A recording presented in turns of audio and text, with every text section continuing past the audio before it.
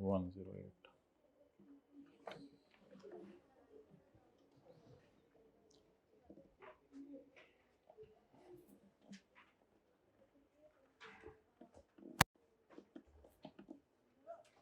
Okay, अब आप हजरात तशरीफ ले आए चैप्टर नंबर 15।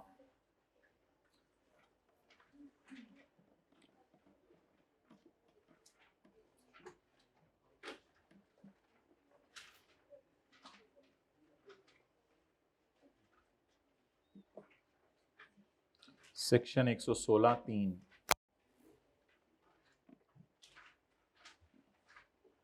सेक्शन 116(3)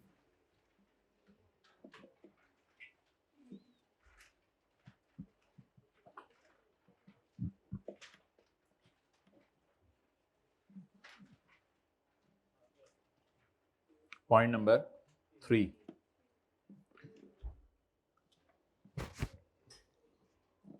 अगर आपने अपनी वेल स्टेटमेंट रिवाइज करनी है, बैठे जरा जल्दी, पहले बात सुने मेरी।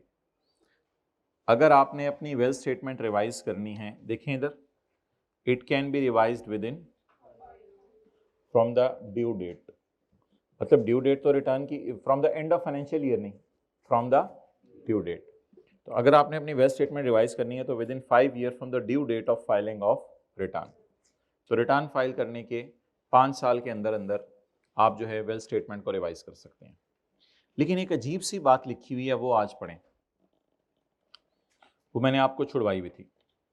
Revision can be made before receipt of notice for amendment in assessment. Notice के ऊपर मैंने आपको शो कॉज नोटिस लिखवाया हुआ है। तो revision can be made before receipt of notice for amendment, लेकिन अगर वो नोटिस आ गया तो फिर उसके बाद आप अमेंडमेंट नहीं कर सकते। ये पेज नंबर कौन सा था? Page number 385, chapter number 15। मैंने वो लास्ट टाइम वाले नोट्स खोले हुए थे। अच्छा, पता नहीं एग्जाम्पल आपको मैं कोई और करवाई होगी, इधर लिखी कोई और होगी। ईयर एंड क्या है? 30/25। रिटर्न जमा करवाने की तारीख तो मैं कब तक रिवीजन कर सकता हूं? 30 सितंबर 30 तक। आपने यही लगा के आना है, आपने यही लगा के आना है। लेकिन थ्योरी के एतबार से एक बात याद कर लें, बोले वेल स्टेटमेंट रिवाइज नहीं हो सकती अगर शो कॉज नोटिस आ जाए। और शो कॉज नोटिस क्यों आता है? फॉर, बोले आम हालात में वेल स्टेटमेंट 5 साल में रिवाइज होगी, लेकिन अगर शो कॉज नोटिस आ जाए तो वेल स्टेटमेंट रिवाइज, अब तो फिर अमेंडेड असेसमेंट आएगा, उसके साथ ही वेल स्टेटमेंट और सारी चीजें होंगी। तो ये एक छोटी सी लाइन है, थ्योरी की हद तक इसको याद कर लीजिएगा, छोटा सा लिख लें। शो कॉज नोटिस अगर आ जाए तो वेल स्टेटमेंट रिवाइज नहीं हो सकती। Page number 385। और आम हालात में कितने अरसे में हो सकती है? 5 साल।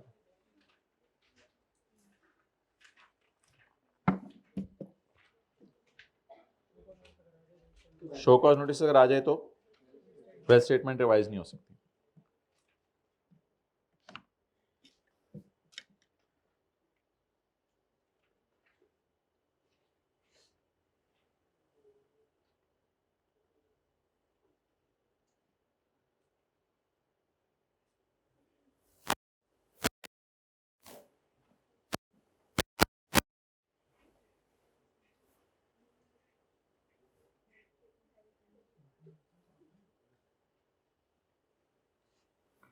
ओके, आगे चलें। अगला कौन सा सेक्शन लिखा हुआ है? 121 का 3। 121 का 3, पेज 394।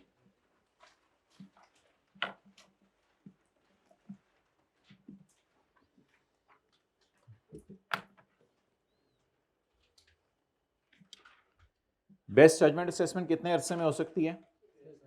6 साल में। बेस्ट जजमेंट असेसमेंट कितने अरसे में हो सकती है? 6 साल में।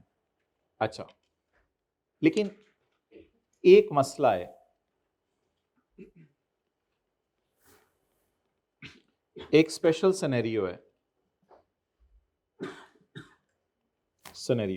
वो क्या है उसकी मैं एग्जांपल बनाता हूं।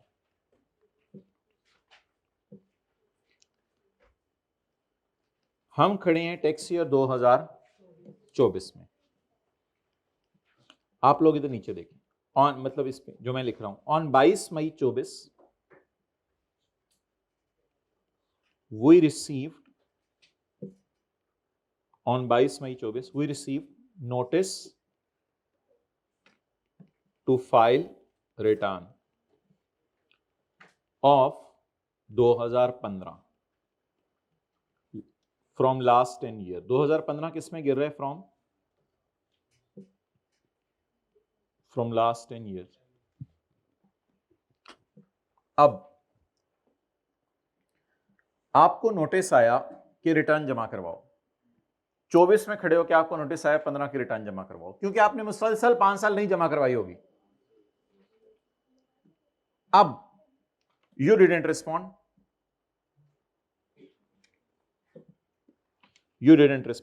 आपने रिस्पॉन्ड नहीं किया। अब क्या होगी? अब बोलें क्या होगी? बोलें अगर आपको नोटिस भेजा जाए कि रिटर्न जमा करवाओ और आप रिटर्न जमा ना करवाएं तो आपकी क्या होगी? Best judgement. You didn't respond, now best judgement can be made. अब बेस्ट जजमेंट हो नहीं सकती वैसे, क्योंकि 6 साल गुजर चुके हैं, बेस्ट जजमेंट की तो लिमिट खत्म हो गई है। असल में जब पुराना लॉ था, सुने जरा बात तसल्ली से, जब पुराना लॉ था तो बेस्ट जजमेंट हो सकती होती थी 6 सालों में। नए लॉ ने कहा 10 सालों की रिटर्न मांगी जा सकती है। अब वो परेशानी आ गई। अब जब आपको नोटिस भेजा कि 10 साल पुरानी रिटर्न जमा करवाओ और आपने जमा नहीं करवाई, अब बेस्ट जजमेंट तो नहीं हो सकेगी आपकी, क्योंकि वो 6 साल की लिमिट है। तो उसका मसला हल करने के लिए इन्होंने कहा कि अब आप उस ईयर से 6 साल ना गिनो जिस साल का मसला है, बल्कि अब आप नोटिस आने के फाइनेंशियल ईयर के एंड से 2 साल आगे गिन लो। अब तसल्ली से बात सुनिएगा, बेस्ट जजमेंट असेसमेंट कितने सालों में हो सकती है? कब हो सकती है ये भी सुने। आपको आया नोटिस के रिटर्न जमा करवाओ और आपने रिटर्न जमा, अब क्या हो सकती है? अच्छा, आपको 24 में खड़े होकर नोटिस आया कि 15 की रिटर्न जमा करवाओ, 8-9 साल 10 साल पुरानी रिटर्न जमा करवाओ। अब बेस्ट जजमेंट तो 2015 के बाद 6 साल में हो सकती है, वो 6 साल तो खत्म हो गए हैं। ऐसी सूरत में उस साल से नहीं गिनना, ऐसी सूरत में आपने नोटिस आने के एंड से आगे 2 साल में। ये स्पेसिफिक सिनेरियो है, 10 साल वाला सिनेरियो है या नॉर्मल सिनेरियो है? 10 साल वाला। पहले जरा मिसाल पढ़े हमारी, वही मैंने ऊपर लिखी हुई है। Let's say commissioner issues on notice under 114 का 4, 114 के 4 में लिखा हुआ था कि 10 साल पुरानी रिटर्न लाओ in tax year 2024 on 22 May 24। इस नोटिस में क्या लिखा हुआ है? Notice relates to tax year 2000 which is within the last 10 year. एक बात ऐड करें, टीपी डिड नॉट रिस्पॉन्डेड। आप बताएं क्या करना है, ये सवाल को सही करें। TP did not responded, TP respond नहीं किया। By when he can make best judgement. आम हालात में कितने साल में हो सकती है, लेकिन ये स्पेसिफिक सिनेरियो है, ये 10 वाला लिखें, 10 वाला स्पेसिफिक सिनेरियो है। आप पता है कितने अरसे के अंदर आपको बेस्ट जजमेंट होगी? Where notice for furnishing of return of income is issued for one or more of the then best judgment order, पहले देख लें, best judgment order can be issued within from the end of the tax year in which notice is issued. आप मुझे बताएं what is the year in which notice is issued?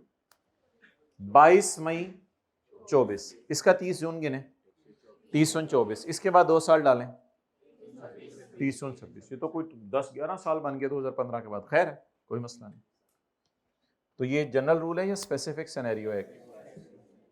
Clear? अब इसको revise कर लेते हैं। किसी बंदे को की बेस्ट जजमेंट करनी है, कितने सालों में कर सकते हैं? 6 सालों, बस सिंपल बात। लेकिन अगर कोई ऐसा बंदा है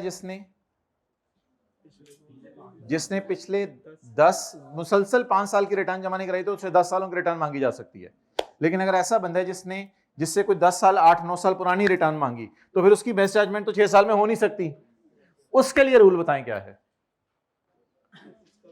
वेयर नोटिस फॉर, ऊपर बढ़े, where notice for is issued for one or more of the then best judgement, then लिखें, देन ई वाला, ए वाला मुझे आज तक नहीं समझ आया, देन ई वाला होगा मेरे ख्याल से, ई वाला होगा ना, और ई वाला ए वाला भाई, ये बता दो, ई वाला है, ई वाला, then best judgement shall be made within from the.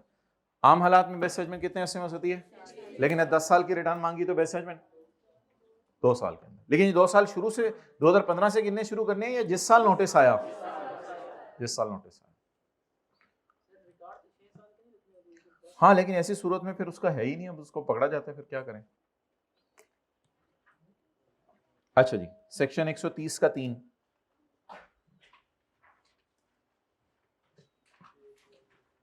Page number 404। इसमें वो गलती सही कर ले, मैंने आपको कहा था गलती सही कराऊंगा। यहां डी एंड ई नहीं है, ई एंड एफ है। तस्वीर खींचो, पेज 404।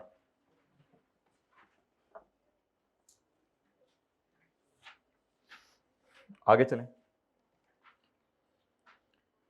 ये तो मैंने रिवीजन करवानी है ईडीआरसी की सेक्शन 124 की, ये रिवीजन देख लेंगे। अच्छा, अब मोहतरम आज एक बड़ी इंपॉर्टेंट आपसे बात होने लगी है चैप्टर 15 के एतबार से कि कमिश्नर कौन से नोटिस भेजता है। कमिश्नर कौन से?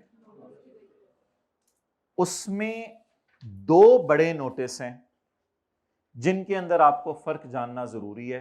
बाकी नोटिस मेरी नजर में कोई इतने इंपॉर्टेंट नहीं है, वो आपको वैसे ही पता चल जाएगा। किसी बंदे ने वेल्थ स्टेटमेंट जमा नहीं करवाई, उसको भी नोटिस आते हैं, मतलब किसी भी बंदे को वेल्थ स्टेटमेंट के लिए नोटिस भेज सकता है। 12 महीने से कम की रिटर्न मांगने के लिए नोटिस भेज सकता है। किसी का बिजनेस डिसकंटिन्यू हो रहा है, उसको नोटिस भेज सकता है कमिश्नर। ये 3-4 नोटिस हैं। 2 नोटिस बड़े इंपॉर्टेंट है जिनको पेपर में पकड़ना पड़ेगा। एक नोटिस है कि तुमने नॉर्मल रिटर्न जमा नहीं करवाई 12 महीने वाली, जिसमें 5 या 10 साल की रिटर्नों से लानी पड़ती है। और एक नोटिस है कि रिटर्न जमा करवाइए लेकिन वो नामुकम्मल है। रिटर्न जमा करवाइए लेकिन वो, शायद इसकी एक समरी भी दी हुई है, मैं आपको अभी दिखाता हूं। फिलहाल मैं आपको जरा चैप्टर से गो थ्रू करवाता हूं, फिर आपको जो है वो ये बात याद आ जाएगी। अच्छा, पेज नंबर हम डिस्कस करने लगे notice to be issued by commissioner.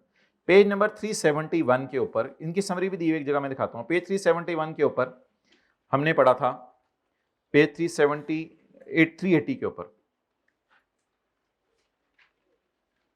379 से शुरू हम आज पढ़ने लगे हैं कौन कौन सी नोटिस आते हैं कमिश्नर की तरफ से। पेज 379 पे पढ़ा था हमने, इफ अ पर्सन है सिरे से नॉट फर्निश्ड रिटर्न, कमिश्नर में issue a notice.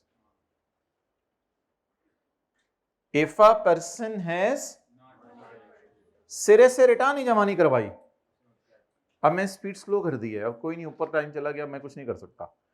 If a person has not furnished return, अगर एक बंदे ने रिटर्न ही जमा नहीं करवाई, commissioner will issue him a notice and require him to file it.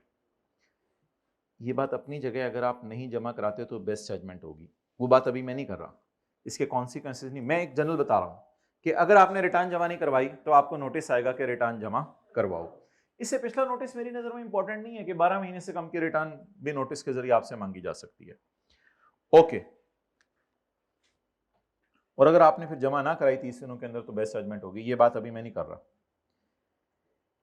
और अगला नोटिस भी मेरी नजर में कोई खास इंपॉर्टेंट नहीं है। जो नोटिस जो है वेल्थ स्टेटमेंट में लिखा हुआ है कि कमिश्नर में बाय नोटिस किसी को भी वेल्थ स्टेटमेंट मांग सकता है, क्योंकि इसमें वेल्थ स्टेटमेंट का लफ्ज लिखा होगा, आपको पता चल जाना है।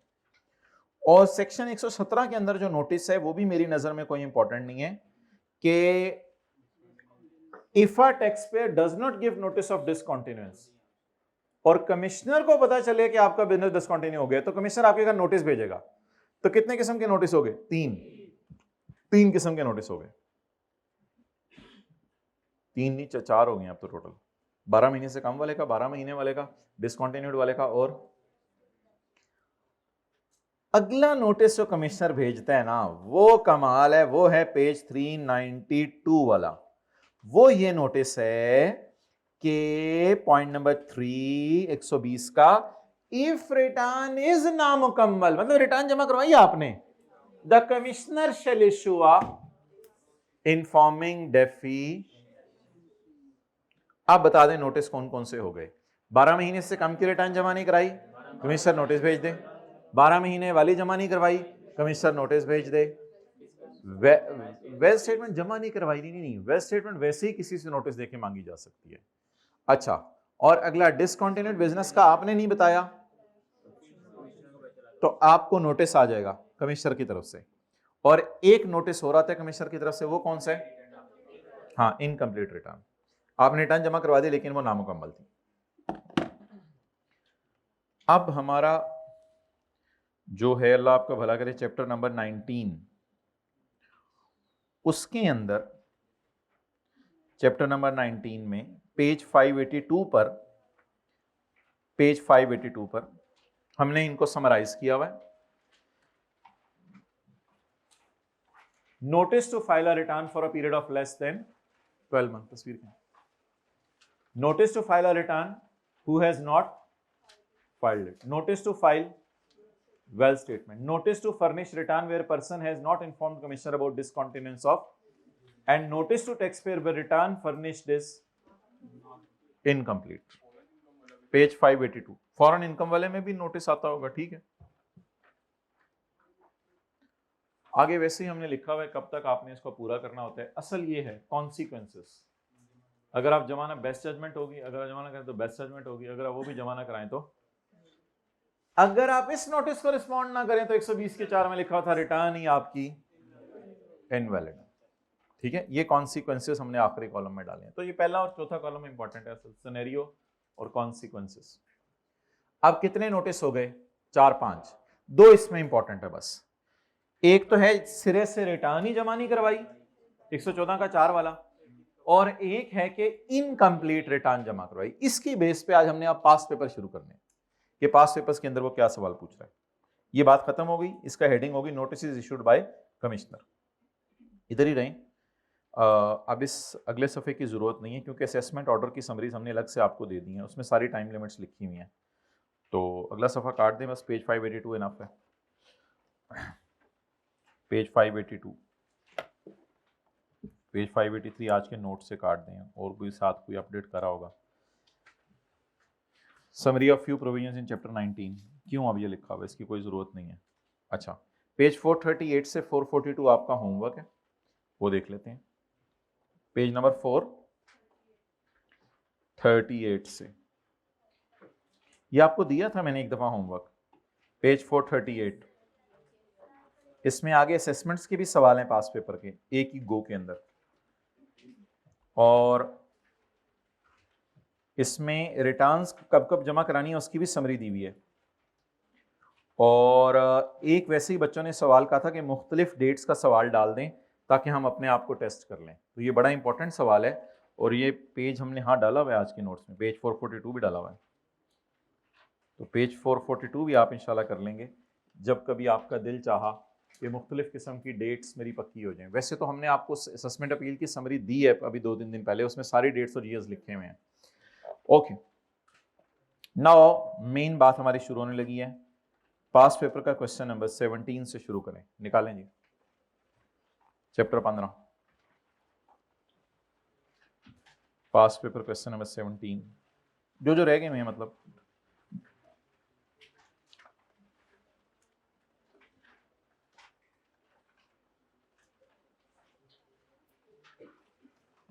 मारूफ filed his return of income for 2015 on 30 सितंबर 15। अब इसको ये नोटिस नहीं आ सकता कि तुमने रिटर्न जमा नहीं करवाई, क्योंकि इसने रिटर्न जमा करवा दी है। अब रिलैक्स हो जाए, बड़ी आसान आसान चीजें आप सारी। On 15 August 16 he received a show cause notice. Show cause notice क्यों आया है बोलें? For amendment of which was issued on deemed assessment, self assessment basis, यानी अज्यूम्ड वाले को बदलना चाहते हैं। Circumstances बताएं in which an assessment order assumed as issued may be amended। तो बताएं circumstances क्या हैं जिसमें an order which is assumed can be amended। ओ भाई बताएं ना जल्दी, circumstances क्या हैं भाई? ये सफ़े यूज करने शुरू कर दी हैं आप लोगों ने, ये सफ़े यूज करने शुरू कर दी हैं जो आपको संडे को हमने भेजे हैं। मुझे बताएं क्या सवाल आया है? सवाल क्या आया है? Amendment of assessment. उसमें क्या पूछा है? सरकम, तो 5 और 5 है। Circumstances in which assessment can be amended within वो सॉरी विद इन नहीं छोड़े, any income is misclassified, prejudicial to interest of revenue, ये कई दफा सवाल आया आपको मैंने बताया। Situations in which commissioner may be रोक from amending the assessment order. Circumstances बताएं जब कमिश्नर को रोक दिया जाएगा फ्रॉम अमेंडिंग द असेसमेंट। मैंने कहा था एक दफा सवाल आपको मैंने बताया था, उसको रोका कब जाएगा? उसको रोका कब जाएगा अमेंड करने से? अगर वो 5 साल के या वो शो कॉज नोटिस इशू ना करे और डायरेक्ट अमेंडमेंट करने की कोशिश करे, क्योंकि शो कॉज नोटिस इशू करना भी जरूरी है। तो इसका जवाब आप लोग लिख लें 122 का 2, ये हमने नोट्स में से ही आपको भेजा, 122 का 2 और 122 का 9, 122 का 2 और 9। पास पेपर क्वेश्चन 17 खोला हुआ है। बताएं जी, कमिश्नर किन किन सूरतों के अंदर आपकी अमेंडमेंट ऑफ असेसमेंट नहीं कर सकता? अगर शो कॉज नोटिस नहीं दिया फिर भी नहीं कर सकता। अगर शो कॉज नोटिस दे तो दिया है लेकिन अमेंडमेंट कितने सालों में? पहली वाली जिक्र करके आइएगा, लेटर वाली का जिक्र करना। अगला सवाल क्वेश्चन 39 मैंने लिखा हुआ, उसको छोड़ें। अगला कौन सा नोट्स में सवाल? क्वेश्चन 13। उर्दू में बोला करें, इतना समझ भी आ जाती है। Zia has discovered an error in his return. Conditions for filing revised return. आसान सवाल है। Which benefit Zia could derive by filing revised return voluntarily? अगर वो revised return voluntarily जमा करवाए तो बताएं उसको क्या बेनिफिट मिलेगा अगर वो revised return खुशी से जमा करवा दे। ये सेल्स टैक्स में बताया था हमने आपको। Well done, well done, I really appreciate you people. मतलब कि पेज नंबर 383 आपने लिखा है इस पे, और before receipt of notice of audit, यही होगा ना वॉलंटरीली? वॉलंटरी तो यही होगा इधर। तो अगर इसके बाद है फिर तो ड्रामा है। तो he will pay tax paid, short paid plus default plus he will not पे एनी पेनल्टी। सर हमें पता कैसे चला कि सेक्शन 114 में से सवाल आया है? रिवाइज रिटर्न का लफ्ज लिखा हुआ है सेक्शन 114 में ही, रिवाइज रिटर्न है। और कहाँ है? आगे चलें, अगला सवाल 11। जुबैदा बाजी का बिजनेस है, बहुत अरसे से शादियों की प्लानिंग करवाती हैं, 12 साल का तजर्बा है। शी हैड, मैं नंबर दे दूंगा, शी हैड अजीब बातें, she had filed her complete return for 2007 on 20 अगस्त 7। लोग 30 सितंबर तक आते थे, जुबैदा 20 अगस्त तक आ गई, टाइम पे आ गई। अब इसको ये नोटिस तो नहीं आ सकता कि तुमने रिटर्न नहीं जमा करवाई। ऑन 1 सितंबर 12, काफी सालों बाद, commissioner inland revenue sent a show cause notice. ले जुबैदा शो कॉज नोटिस पकड़। पता चला तूने शादियां कराई थी कुछ लोगों की जो तेरे अकाउंट में पैसे क्रेडिट हुए थे। जुबैदा इज अनसर्टन, कि मैंने नहीं पता कि CIR इतने अरसे बाद भी मुझे आके तंग कर सकता है या नहीं। शो कॉज नोटिस किस सेक्शन में आता था? आप मुझको बता दें, शो कॉज नोटिस किस सेक्शन में आता था जिसमें उसको कहा जाता था कि देखिए वो रिटर्न जमा करवा गई है, अब हमने उससे कहा है शो कॉज, वजह बताओ तुम्हारे खिलाफ क्यों ना एक्शन लिया जाए। कौन सा सेक्शन होगा? और वैसे भी आपको लगा कि टाइम लिमिट वो टेस्ट कर रहा है? कैसे लगा टाइम लिमिट टेस्ट कर रहा है? आफ्टर लैप्स ऑफ, आप बताएं कौन सा सेक्शन चेक कर रहा होगा? मेन तो सेक्शन हमारे 3 ही है। 120 लगा रहा होगा? नहीं, वो तो एज्यूम्ड असेसमेंट है, बेस्ट जजमेंट है, कोई ऐसा जरूर नहीं किया। बस शो कॉज नोटिस आएगा, इसके बाद क्या होनी है? Amendment of assessment. तो आप बताएं शो कॉज नोटिस, उसमें उसे असल में ना सवाल ये नहीं पूछना चाहिए था इतने अरसे बाद शो कॉज, उसे सवाल पूछना चाहिए था इतने अरसे बाद अमेंडमेंट हो सकती है या नहीं। लेकिन चलें, खैर है। Advice Zubaida about the validity of show cause notice. तो लिखें an assessment order is assumed वाला इशू हुआ है उसे, an assessment order can be amended. कुछ लोग लिख नहीं रहे। विद इन, बोले ना, 5 years from the end of the in which assumed order is issued. So amendment can be made by, बताएं, by 30 जून, हाँ, by 30 जून 13।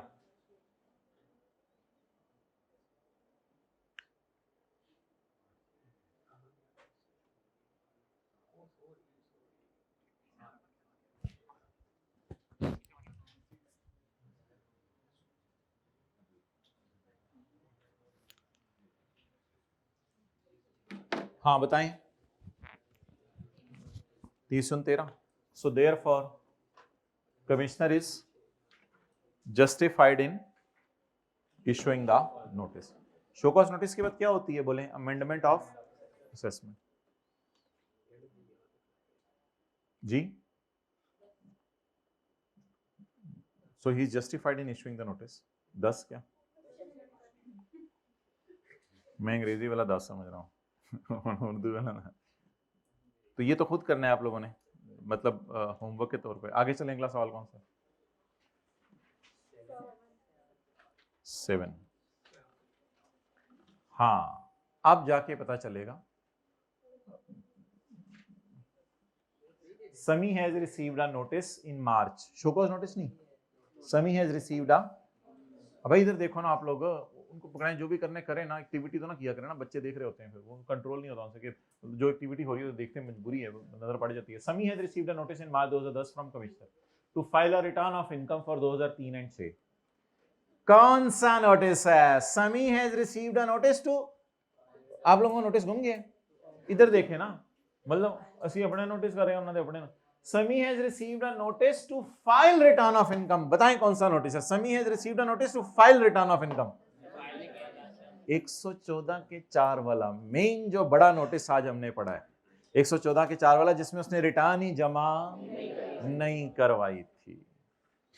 तो बता दें इस नोटिस में क्या लिखा हुआ है, जरा हाईलाइट करें। समी हैज रिसीव्ड, कमिश्नर कितने नोटिस भेजता है पहले ये बताएं। नोटिस, शो का नोटिस नहीं कर रहा, नोटिस। डिसकंटिन्यूड बिजनेस का ना बताएं आप, वेल स्टेटमेंट आपसे मांग सकता है, और 12 महीने से कम की रिटर्न। ये 3 तो पकड़े जाएंगे क्योंकि सवाल में ऐसी कोई लाइन लिखी होगी। 2 नोटिस इंपॉर्टेंट है, इनमें फर्क पता चलना जरूरी है। जब आप रिटर्न ही जमा नहीं कराते तो भी आपको नोटिस आता है, और कभी कभी इनकम्प्लीट रिटर्न आप जमा कराते हैं तो नोटिस आता है। ये क्यों नोटिस क्यों आया, हाईलाइट करें। To file return, this is a notice to file return. तुम्हारी रिटर्न नहीं आई समी, समी तुम्हारी रिटर्न ही नहीं आई। अमेंडमेंट असेसमेंट कहां से करूं, तुम्हारी रिटर्न ही नहीं आई, और 20 दिनों में तुम ले आओ। वैसे आम 30 दिन थे, आम 30 दिन उसको देने चाहिए थे, लेकिन उसमें शॉर्टर पीरियड भी लिखा हुआ था। आप लिख सकते हैं नॉर्मली 30 डेज दे, लेकिन शॉर्टर पीरियड भी कमिश्नर दे सकता है। In your capacity as tax consultant advise Mr Sami on following issues along with appropriate explanation. मतलब खाली एडवाइस आप लोगों ने दे देनी है, समी यू में छलांग मार। इस commissioner is justified in issuing the above notice? नहीं, कमिश्नर जस्टिफाइड नहीं है, क्योंकि मार्च 10 में हम खड़े हैं, तो सवाल में कहीं नहीं लिखा हुआ कि 5 साल की रिटर्न इसने जमा नहीं करवाई। ये बहुत बुरा बच्चा नहीं है, ये बुरा बच्चा होगा, बहुत बुरे बच्चे का बताया होगा मुसलसल 5 साल से जमा नहीं करवाई। मार्च 10 में खड़े हैं, मुझे बताएं लास्ट 5 कंप्लीटेड टैक्स ईयर कौन से होंगे? क्या 5 वाला रूल लगेगा या 10 वाला रूल लगेगा? The above notice may be issued for any of the last 5 completed tax year. If a person has not furnished return, Sami did not furnish return. That's why commissioner ने उसको 30 दिन दिए हैं, shorter period भी दे सकता था, तो shorter period दिया वैसे उसने। आप बताएं कमिश्नर इज जस्टिफाइड। अब मार्च 10 से पिछले 5 साल गिने उंगलियों पे, 30 जून, 9, 8, 7, 6, 5, तो लिखें ही इज जस्टिफाइड। पहले लॉ की प्रोविजन लिख दीजिएगा 5 साल वाली। He is justified in demanding return of 2006, but not justified in demanding return of 2003. Question silent होगा तो एज्यूम करेंगे कि पिछले 5 साल में से कभी ना कभी तो गया होगा, बिला वजह बुरा बचा तो एज्यूम नहीं करेंगे। तो ही is justified in demanding return of 2006, however not justified for demanding return of 2003। और फिर लॉ की प्रोविजन लिखाइएगा 5 साल वाली इससे पहले। मेरा मसला ये नहीं है, मेरा मसला वहीं खड़ा हुआ है कि पता कैसे चला कि ये वाला सवाल आया था। ये ऐसे पता चला, received a notice to file return, मतलब he has not filed return होगा ना। If Sami is not in a position to meet the deadline can he get extension. अच्छा, एक्सटेंशन वाला तो अलग ही सिनेरियो है ना। एक्सटेंशन वाला सेक्शन याद है ना, एक्सटेंशन वाला सेक्शन 119। तो he may apply to commissioner, application shall be made by due date. Due date तो वैसे ही गुजर चुकी है, मतलब बस लिख दें एक्सटेंशन के लिए अप्लाई कर सकते हैं 15 दिन बाद भी, है सारा उन्हीं को अप्लाई करना पड़ेगा। आगे question 6, Nomani industries file their return of income for tax year 2000 for year ended 30 June 2007 on 31 December 7। बिल्कुल सही है। कंपनीज ने रिटर्न कब जमा करवानी होती है? 31 दिसंबर को। 31 दिसंबर को। अगर भूल रहे तो लिख लें लेक्चर 108 पार्ट बी चैप्टर 15 के साथ, ताकि जब आप चैप्टर 15 करें तो इन सवालों को दोबारा बेशक आप डिस्कशन अटेंड कर लीजिएगा। Lecture 108 part B. अगर आपका यूट्यूब है प्रीमियम वाला है तो 3x पे भी चलेंगे lecture. Nomani industries file their return of income, 2x से ऊपर तो समझ ही नहीं आती चीजें। For tax year 2007 on 31 December. On 15 January 9 the officer issued a notice. Notice पे आज हमारी सुई अड़ी हुई है। The officer show cause notice नहीं, वो तो सेक्शन 122 का है। The officer issued a notice, हाय हाय, notice issued a notice requiring the company to file audited financial statement। इसने रिटर्न जमा करवाई हुई है, इसको कहा जा रहा है कि ऑडिटेड फाइनेंशियल स्टेटमेंट जमा करवाओ तुम। अब बताएं कौन सा लगा जो मैंने आपको मेन बताया था आज? इनकम्प्लीट। सेक्शन 120 बोले रिटर्न क्यों नामुकम्मल है? If return is incomplete. कैसे पता चला रिटर्न इनकम्प्लीट है? हाईलाइट करें, officer issued notice to file return या to file audited financial statements. To file return वाला नोटिस वैसे भी नहीं दे सकता था क्योंकि रिटर्न तो उसने जमा, फाइल्ड रिटर्न है। अब बोलें रिटर्न मांग रहा है या रिटर्न में कमी मांग रहा है कि पूरी करो? कभी मांग रहा है। इसके दिन गिनने पड़ेंगे, इसके दिन गिनने पड़ेंगे। ये थोड़ा सा जरा है, 180 days from the end of the financial year in which return is furnished. Calculator ना पकड़े। What is the year in which return is furnished? 30 June 8। What is the end of the year in which return is furnished? What is the end of the financial year in which return is furnished? What is the end of the financial year in which return is furnished? 30 जून। इससे आगे 180 दिन गिने। ये मैंने कहा था हमेशा ही 27 दिसंबर बना करेंगे। 27 दिसंबर 2008, 27 दिसंबर 2000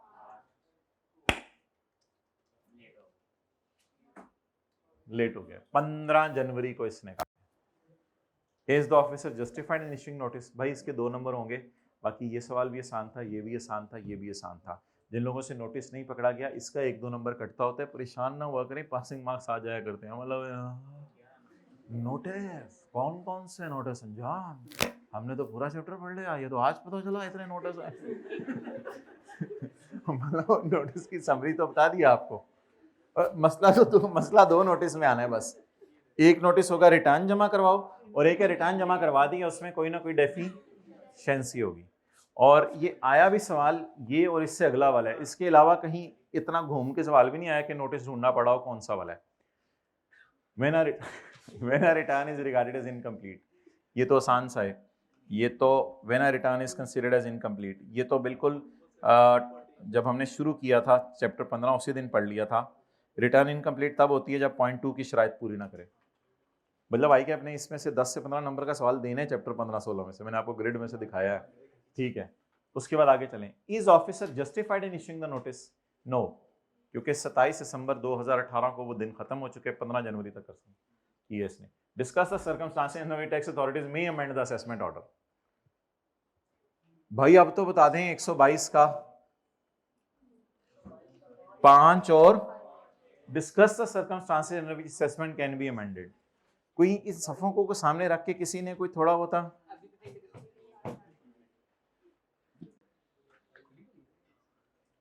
3 दिन सही तरह बैठे ना, पूरा टैक्स पानी की तरह 3.5 कर लो, 4 कर लो, चलो अब 4। Identify the specific date up to which the tax authorities may amend the assessment order. May amend the, section कौन सा आया इस दफा? May amend the assessment. Time limit पूछ रहे, तो पहली दफा क्या टाइम लिमिट है? 5 साल। अमेंडमेंट का तो टाइम अभी है 31 दिसंबर। 7 के बाद कौन सा? 30/9 30/9। इससे आगे डायरेक्ट जम मारे 5 साल, 9, 10, 11, 12, 13। तो in this case he can amend the assessment bye 30/9/2013। Got it? Okay. Question number 3। What are the time limits prescribed by income tax ordinance within which the commie is required to pass an order to give effect to decision of after? कौन बोला है? Well done. To give effect का मतलब मैंने बताया था after court order। ये लिखें सेक्शन 124 है। The ATIR has set aside। set aside में कितना टाइम था? 1 साल या 2 महीने? वो डायरेक्ट रिलीफ में 2 महीने था। सेट असाइड में कितना टाइम था? 1 साल। फिलहाल यहां लिख लें section 124। From slides at end of book, from slides at end of book. इसके फाइनेंशियल ईयर के एंड से कितने अरसे के अंदर? 1 साल के अंदर। सारी टाइम लिमिट्स असेसमेंट अपील्स की आपको समरी में डाल के दे दी हुई है। रिटर्न्स की अलग समरी दी थी। समरी इंशाल्लाह आपको सारी जो आज तक दी हैं वो सारी एक पीडीएफ में बन के आपके पास पहुंच जाएंगी, जो भी आज तक सारे नोट्स दिए हैं। कौन सा नोटिस? तो वो सफा दिखा दी ना चैप्टर 19 में। अच्छा, अब क्वेश्चन एक रह गया 39। इसको मैं अभी रिवाइज करवाऊंगा। वो जो मैंने मेन चीज अभी रिवाइज करानी है उसके बाद रिवाइज करवाऊंगा। एक सवाल आया हुआ है क्वेश्चन नंबर 39 पेज 422 पे, ये जरा करना है।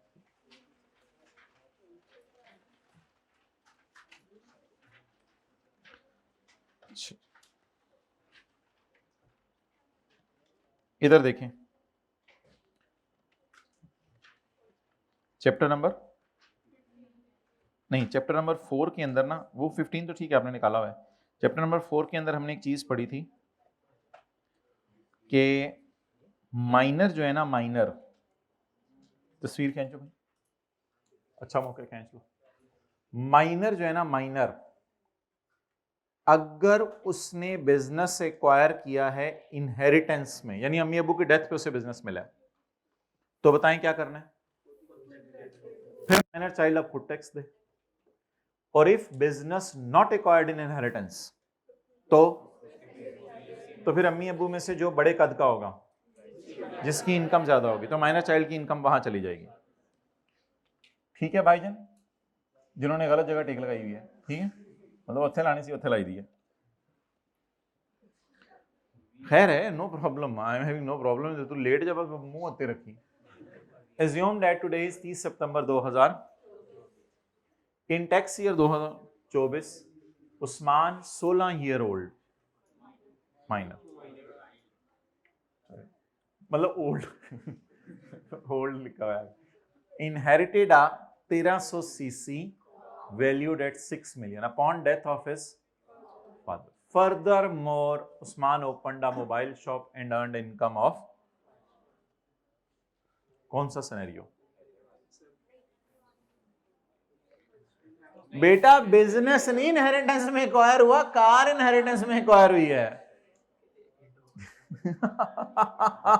अंजुम, कार किस में एक्वायर हुई है?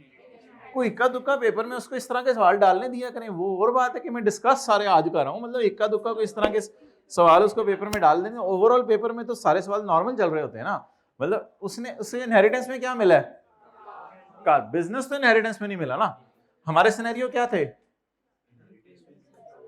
आप बताएं, बिजनेस इनहेरिटेंस में मिला या बिजनेस उसने खुद ही रन किया होगा? तो क्या मैं कह सकता हूं business is not acquired in inheritance? तो बिजनेस इज, लिखें, business is not acquired in inheritance. Car मिली इनहेरिटेंस में, उसको देख लेते हैं।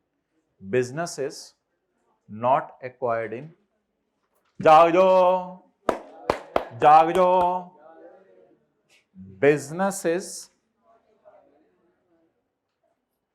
so income of 5 lakh is chargeable, so income of, आप दोनों वैसे ही आए हैं, so income of 5 lakh is in the hands of, in the hands of अम्मा या अब, तो in the hands of parent, in the hands of parent who has, लिखते वैसे पहले लिखे ना, who has highest taxable income. So here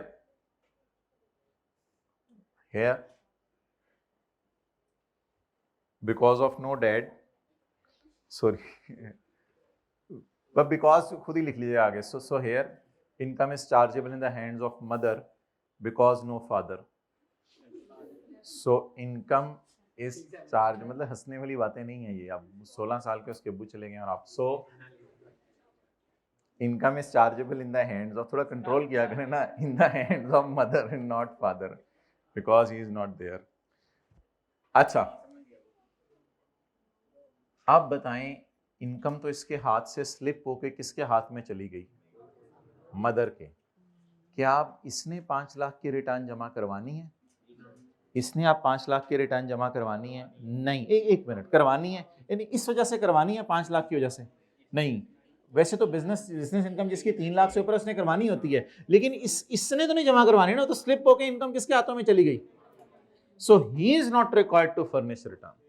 सबर 3 लाख से 4 लाख 6 लाख वाले ने जमा करानी होती है, लेकिन इसकी रही नहीं इनकम, ये तो सवाल क्या है, उस्मान ने जमा करानी है या नहीं?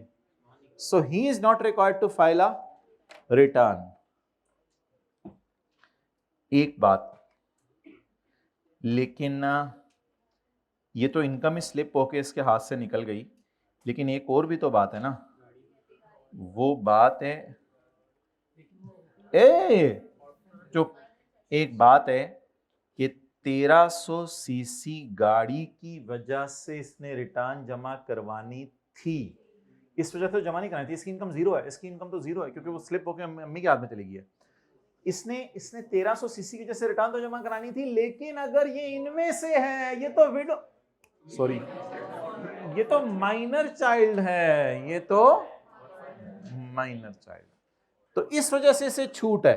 अब 1300 सीसी गाड़ी भी है इसके पास, फिर भी क्यों छूट है? इनकम तो इसकी 0 से 6 लाख है या 0 है? 5 लाख तो किसके हाथ में चली गई? अम्मी के हाथ में चली गई। तो लिखें, a person owning,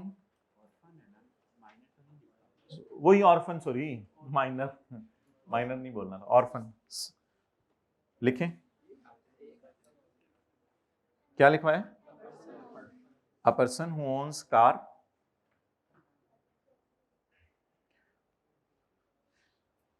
with engine capacity of above 1000 cc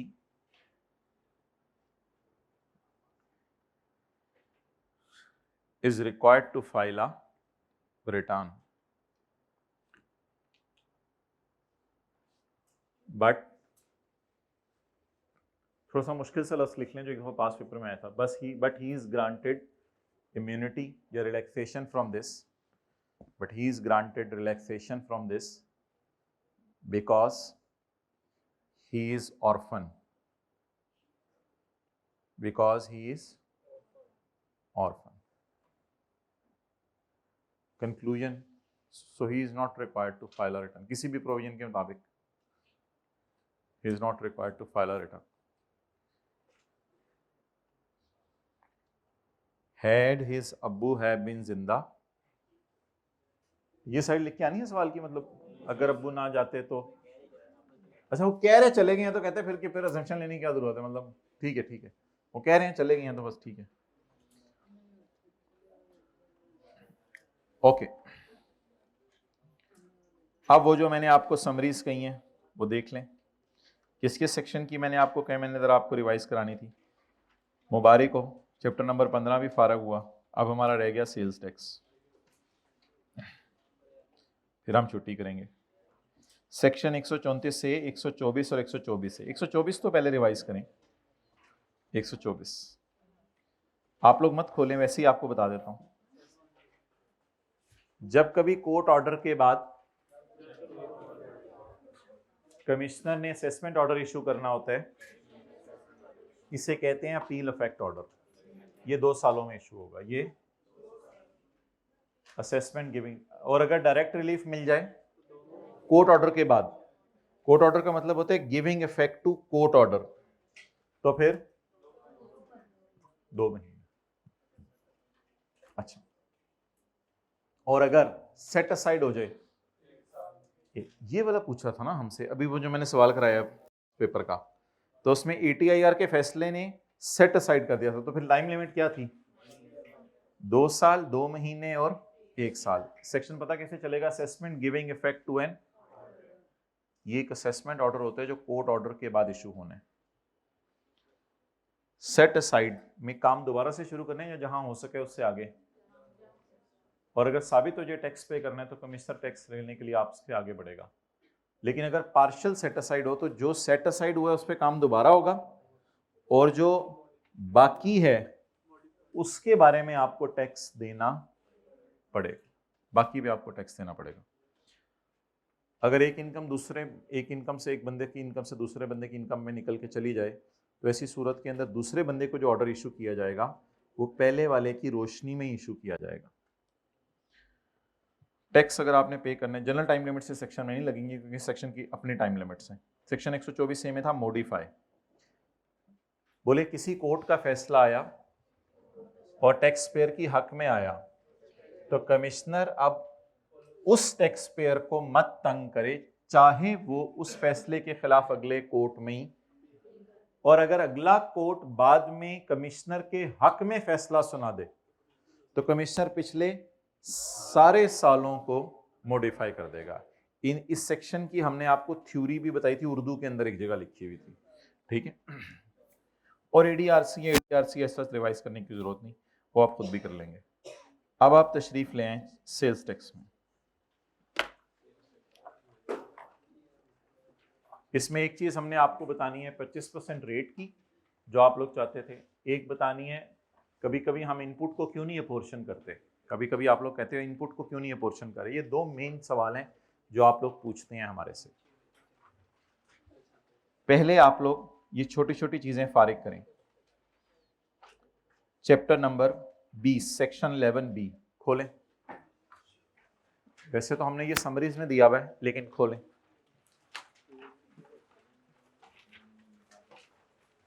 page number 607,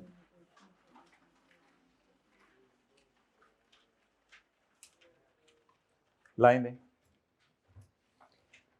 heading पढ़ें, लिमिटेशन फॉर इशूइंग ऑर्डर। मैंने कहा था इट इज लाइक सेक्शन 124, लिखें यहां इट इज लाइक सेक्शन 124। अभी जो आपको दिखाया है ये सेक्शन 124 जैसे सेक्शन 11B 2 लाइनों का है सिर्फ, ढूंढ के दो इसको। अच्छा, अब इसकी अंग्रेजी पढ़ें। For issuing an after any order made by commissioner appeal appellative high court, वही वाला जो भी पढ़ा है। The provisions of section 124 shall mutatis mutandis apply, उसी तरह, यानी सेक्शन 124 की प्रोविजन उसी तरह लगेंगी। एक सेट असाइड हो जाए तो 1 साल, आम केसेस हो तो 2 साल, डायरेक्ट रिलीफ हो तो ये कोर्ट ऑर्डर के बाद असेसमेंट ऑर्डर इशू करना पड़ रहा है। तो it is all like section 124। खोलें जी चैप्टर 22, क्वेश्चन नंबर 9।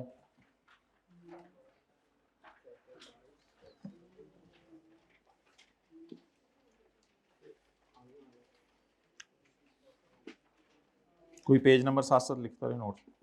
किधर है चैप्टर 22? इधर। हाँ जी, ऊपर से शुरू कर लें। Question number 4, 4, 9, 19, 24। 4, can input in prior period be claimed in the monthly return? क्या इनपुट किसी पिछले महीने का हमारे महीने माइनस हो सकता है? बोले कौन सा भूला हुआ इनपुट अगले?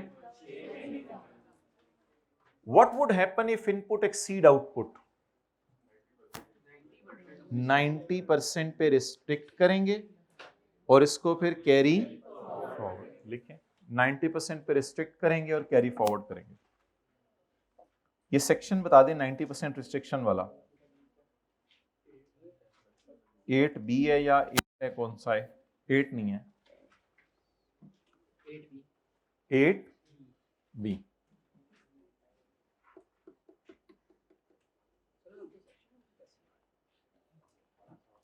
हाँ, what recourse is available if output is गलती से disclosed at lesser amount? दो जवाब आपके जहन में आ सकते हैं, दोनों सही हैं। आउटपुट मैंने कम रिकॉर्ड कर दिया, अब मैं क्या करूं? जल्दी बताएं। सबसे पहला हाल जो जहन में आना चाहिए, मैंने आउटपुट टैक्स कम रिकॉर्ड किया, मैं क्या करूं? Debit note, debit note. Scenario number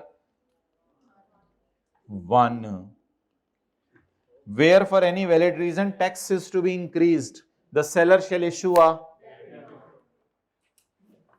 बताएं, मैंने VOS बढ़ानी है या टैक्स बढ़ाना है? मतलब सप्लाई में मसला है या आउटपुट में मसला है?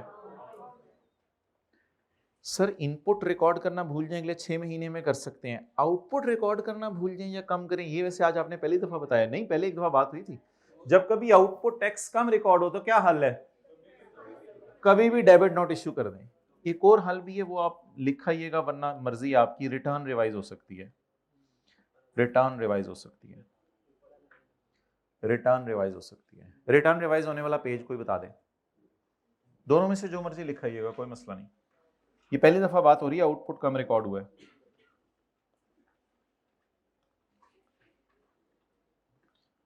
रिटर्न रिवाइज हो सकती है। ये रिटर्न का सेक्शन है चैप्टर 20 में।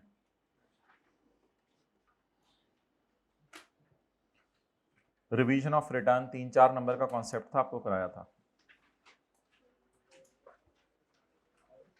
पुरानी बात होगी ना, ढूंढें। Page number 614। अगला सवाल कौन से भाई? क्वेश्चन नंबर 9 या 19?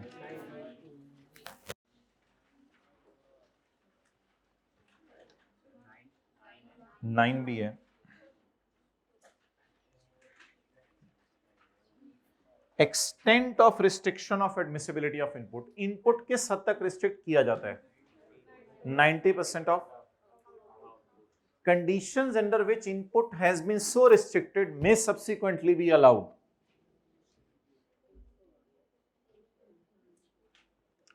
अगर इनपुट को रोक रोक के रखा गया तो अब रिलीज कब करें? इनपुट को रोक रोक के रखा गया तो रिलीज कब करें?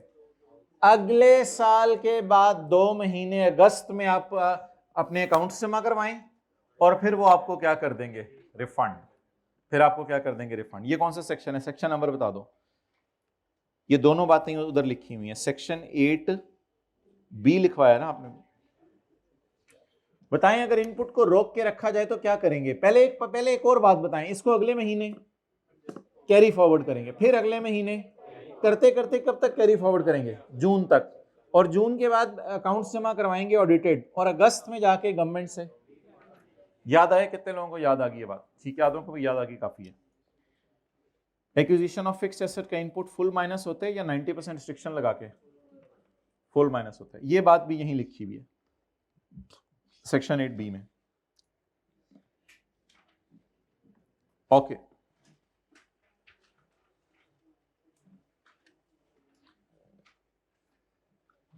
कच्ची एंड फाइनल एडजस्टमेंट किस पेज के ऊपर अवेलेबल है?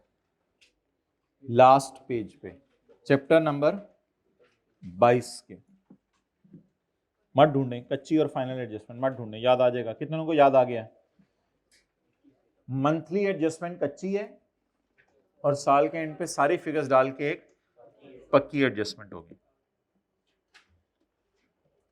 Eligibility for refund if input is in excess of output, अगर इनपुट आउटपुट से बढ़ जाए तो फिर कैसे रिफंड मिलेगा, वही जो अभी बताया है, जून तक कैरी फॉरवर्ड करें और अगस्त में जाके।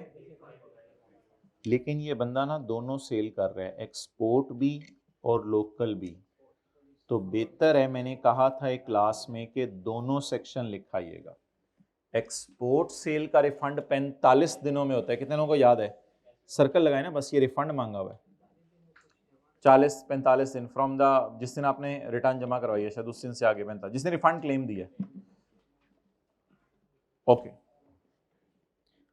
कॉन्सिक्वेंसेस क्या हैं of non payment of tax due as indicated in return.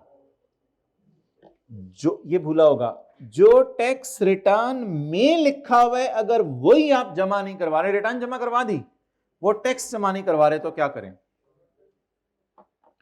Short paid amount recoverable without notice, short paid amount recoverable without,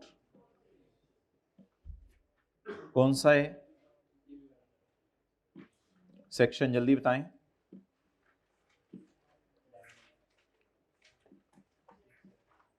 इसकी पहली लाइन पढ़ें, दिखाना इसलिए पढ़े कि काफी दिन पहले का पढ़ा हुआ ना। Where a registered person pays tax less than indicated in return, the short paid amount is recoverable without notice। एक दिन मैं ढूंढने भी लगा था सवाल, आपको शायद याद हो, मैंने कहा था मिला नहीं, लेकिन ये इस तरह आता ही नहीं। ये पास में पता कैसे आया है, how tax can be recovered without issuing a show cause notice, वो तो फौरन पता चल जाता है, लेकिन इसमें उसने पहली लाइन उठाई है, रजिस्टर्ड पर्सन पेज लेस नहीं लिखा, वो भी जीरो लिखा है जालिम ने। Where registered person pays tax, not pay tax, then indicated return से पता चला, then indicated in return उसने लफ्ज लिखा था। बहरहाल इस तरह इसको पूछना नहीं चाहिए था, आगे उसने पूछा नहीं, मतलब थोड़ा सा टफ करके। और कौन सा क्वेश्चन है, 24, identify the situations in which registered person is liable to be registered or steps involved for deregistration। अब ये deregistration का तकरीबन पूरा सेक्शन मांगा है, लेकिन मार्क्स इसने बहुत कम है, 6 मार्क्स चलें फिर काफी है, ठीक है ना। रजिस्टर्ड बंदा कब अपने आप को डी रजिस्टर करवाए, बताएं, सेल जब एग्जेम्प्ट हो जाए, या बिजनेस बंद कर दे, या 6 महीने पता नहीं रिटर्न जमा ना करवाए। प्रोसीजर तो बहुत लंबा था, अगर ऑडिट शुरू हो गया तो 90 दिन और वो सारा डी रजिस्ट्रेशन। ये किस चैप्टर में मिल जाएगा आपको, चैप्टर नंबर 21।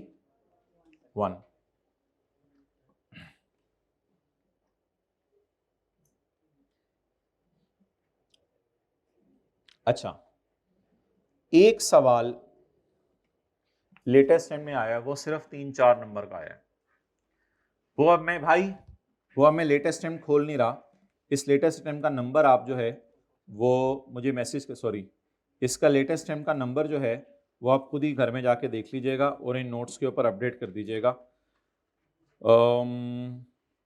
वो सवाल मैं आपको बता देता हूँ, सवाल क्या है।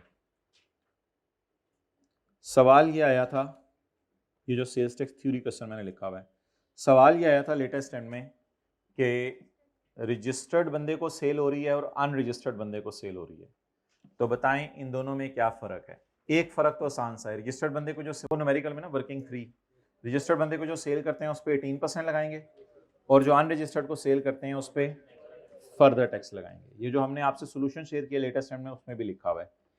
एक फ़र्क और है, लेकिन एक तीसरा फ़र्क मैंने आज आपको ढूंढ के बताने, एक फ़र्क और है, एक्सेलेंट, वो तीसरा भी भाई ने बता दिया। एक फ़र्क और है, चंद आने वाले सालों में गवर्नमेंट से एक उम्मीद लगाई जा रही है कि गवर्नमेंट अनरजिस्टर्ड बंदों को चीजें बेचना शायद मना कर दे, फिर गवर्नमेंट बताएगी कि इतने से ऊपर सेल अनरजिस्टर्ड को आप कर ही नहीं सकते। तो आपने ये लाइन डाल के आनी थी, a registered person shall, page 615 पे, a registered person shall not be entitled to minus input on sale made to FBR कुछ अरसे में करने वाला है कोई थ्रेशोल्ड डिफाइन। जब वो थ्रेशोल्ड डिफाइन हो जाएगा तो फिर उसके बाद अगर आपने उस थ्रेशोल्ड को क्रॉस करके सेल किया अनरजिस्टर्ड बंदे को, वैसे अनरजिस्टर्ड की सेल का इनपुट डेड नहीं होता। आपको पता है ना, working 3 sale to registered unregistered पूरा ही फेस पे, पूरा ही वर्किंग 2 में जाता है और इनपुट पूरा माइनस होता है। तो दो पहली बात बताएं, रजिस्टर्ड बंदे को सेल करते हुए कितने परसेंट लगाएंगे? 18%। While if the person is not registered तो कितने परसेंट लगाएंगे? 4%। 22% कोई लॉस नहीं है, 4% फर्दर टैक्स। ये एक बात लिख के आएंगे। दूसरी बात ये लिख के आएंगे कि अगर गवर्नमेंट लिमिट लगा दे कोई, तो फिर उस लिमिट से क्रॉस किया तो अनरजिस्टर्ड बंदे का इनपुट डेड होगा, लेकिन रजिस्टर्ड का फिर भी इनपुट अलाउ होगा। जब बिल बना के देना अनरजिस्टर्ड को, तो उससे एनआईसी पूछ लें, क्योंकि फिर कहां से पकड़ें उसको बाद में। ये एक तीसरा फर्क। Tax invoice in case of sale to unregistered, NIC या एनटीएनबी उसका मांग लें, क्योंकि फिर उसने हाथ नहीं आना। और नॉर्मल सेल कर रहे हो बंदे को, तो उसका सिर्फ रजिस्ट्रेशन नंबर सेल्स टैक्स वाला मांगे। लेकिन अनरजिस्टर्ड को सेल कर रहे हो तो सेल्स टैक्स रजिस्ट्रेशन नंबर तो है नहीं, फिर क्या मांगे? तो हमने आपको जो सवाल बताया है वो भी दिखा देते हैं, और उसके साथ जो जवाब है वो भी दिखा देते हैं। सवाल है, under the provision of sales tax compare the implications for a registered person making sale to registered and making sale to unregistered. ये 3 नंबर का सवाल है, और इसका जवाब हमने जो आपको हमेशा के लिए दे दिया है, मतलब आप उसको हमारी तरफ से जवाब ही समझें। तो इसका जवाब ये 3 चीजें हैं। फर्दर टैक्स नहीं लगेगा, फर्दर टैक्स लगेगा। He is eligible to claim input, he is not eligible to claim input on sale made to unregistered beyond the limit, अगर बोर्ड को आने वाले दिनों में बना रहे हैं। और तीसरी बात, इशू उसे करें सेल्स टैक्स इनवॉइस जिसमें उसका रजिस्ट्रेशन नंबर लिखा हो, लॉ में सिर्फ आरएन लिखा हुआ है, और इधर उसे इशू करें जब तो उसका या सीएनआईसी मांग लें या एनटीएन मांग लें। बात याद रहेगी, इस रैंड में नहीं आनी। अच्छा हम आ गई तो आ गई। अच्छा आगे चलें। कहते ये चीज तो मैं छोड़ के चला जाऊंगा।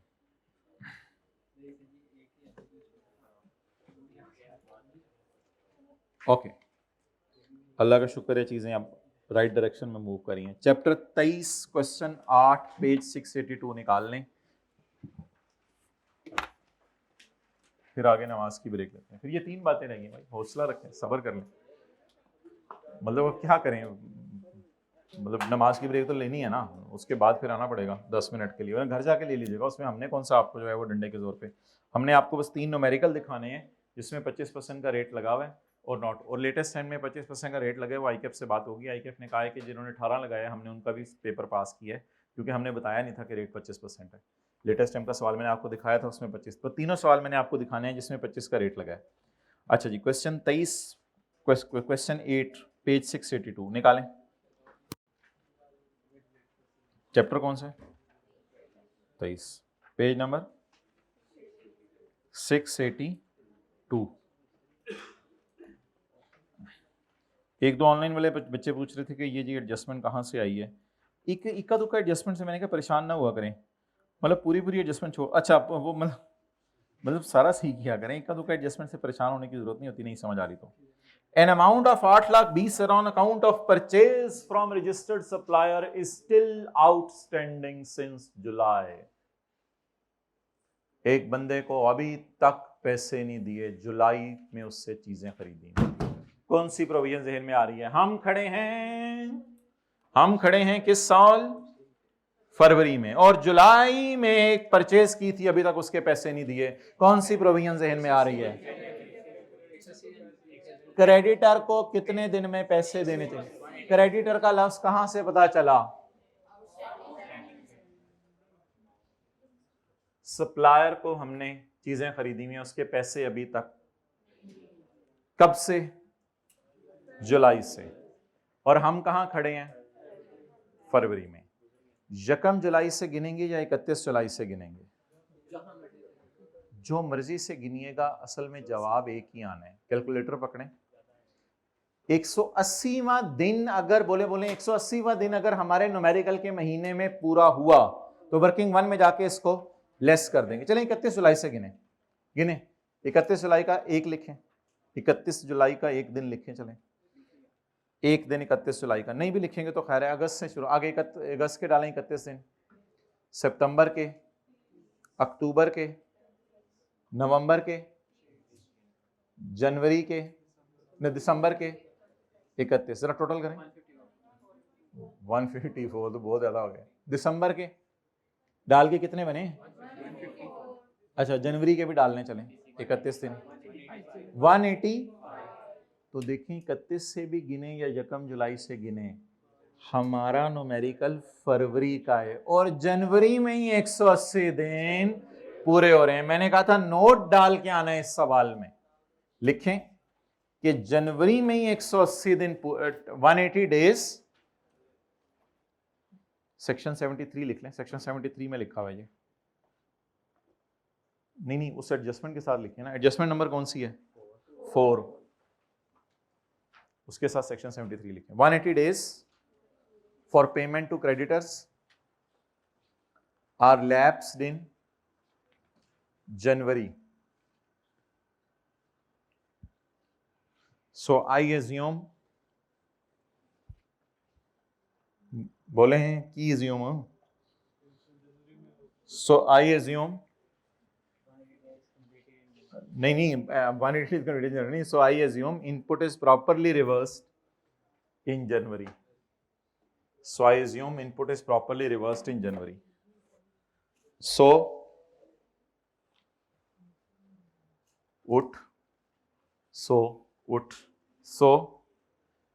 no adjustment is required, my dear examiner, in February numerical. So no adjustment is required in February, in the month of February, numerical का लफ्ज़ ना लिखें, so no adjustment is required in the month of February. February के महीने में adjustment करने की my bro कोई ज़रूरत नहीं है। अच्छा, अब हमने आपको आईकैप की ईमेल का भी जवाब बताना है, जिस आपको पता है क्वेश्चन 6 हमने जो शेयर किया लेटेस्ट हम का, उसके साथ लिखा हुआ है कि इसका क्वेश्चन सोल्यूशन फाइनल नहीं है, उसके अंदर एक चीज़ बतानी है, वो हमने इंशाल्लाह आपको बतानी है। एक वो चीज़ हो गई अब हमारी तरफ से नमाज के बाद, एक 25% रेट वाली चीज़ हो गई और एक ये वाली, ये तीनों बड़ी इंपॉर्टेंट बातें हैं, बहुत इंपॉर्टेंट बातें हैं, फ्रेश माइंड के साथ करेंगे। ये स्टडी टेक्स्ट में कॉन्सेप्ट नहीं है, उसने पता नहीं क्यों डाला हुआ है। चैप्टर 23 का आंसर 3 और 5 खोलें, चैप्टर 23 का आंसर 3 और 5।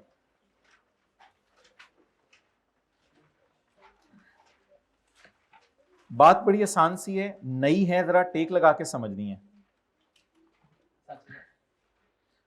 5 खोल लें, 5 खोल लें। आपने करना है पेपर में इन दोनों को जमा, कैलकुलेटर पकड़े बगैर जरा करवाएं, इन दोनों को जमा 19 मिलियन।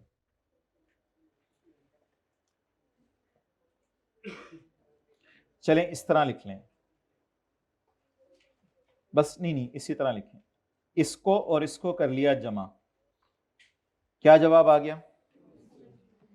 इसका लेने आपने आधा,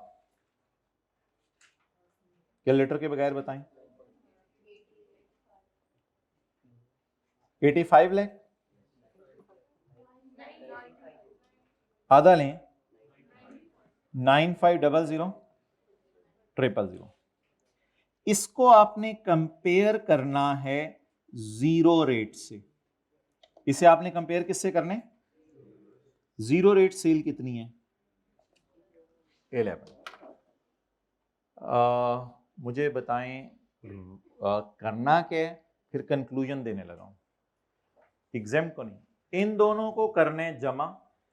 आज के बाद हर न्यूमेरिकल में इस तरह का न्यूमेरिकल आना खत्म हो गया है, ये नया स्टेप है।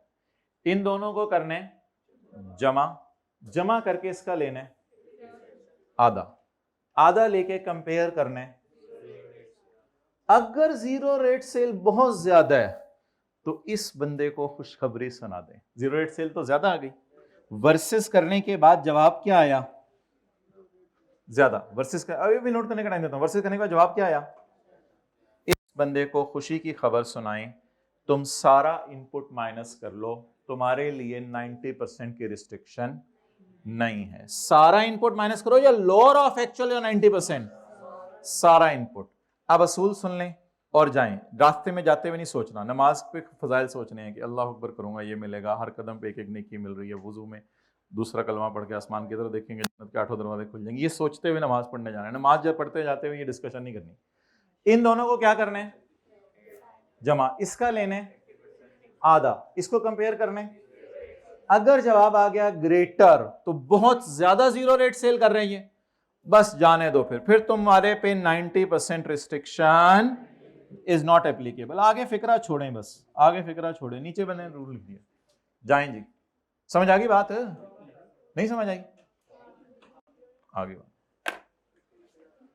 तो जिस बंदे की बोले बोले बोले टैक्सेबल सेल और रूल बोले, जिस बंदे की टैक्सेबल सेल और का टोटल का आधा लिया और जीरो रेट सेल उससे, तो ये बंदा बहुत खुश नसीब है, इसके 90% रिस्ट्रिक्शन नहीं लगेगी। फ्रेश हो के आए 5:40 तक जी। उल्टा हो गया, ओहो, मतलब जीरो रेट सेल ज्यादा है ना। बता दिया करें ना। अच्छा मैं भी कहूं, आधे लोगों के मुंह बने हुए हैं, सॉरी भाई, जाएं। ये ज्यादा आनी चाहिए। मुंह क्यों बनाए हुए थे, बोल देते ना, जाए ना, तो वुजू करने में मस्जिद जाने में, तो बारिश है रास्ते में, तो 10 मिनट रहते हैं ना। हाँ 5:30 नमाज है ना, 5 मिनट नहीं, 5:21 है, 9 मिनट रहते हैं। ओके, तो वो साइन हमने गलती से लगाया हुआ था। अगले सफ़े पे आए।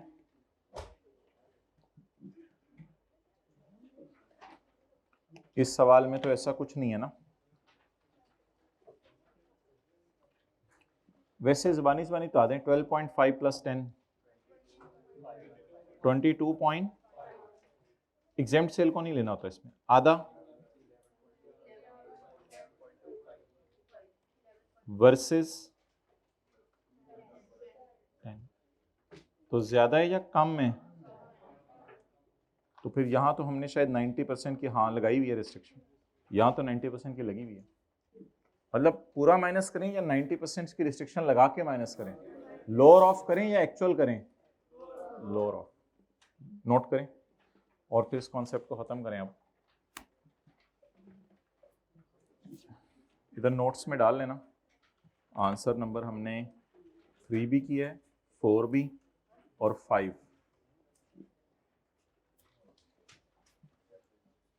5 करें बाकी लोग।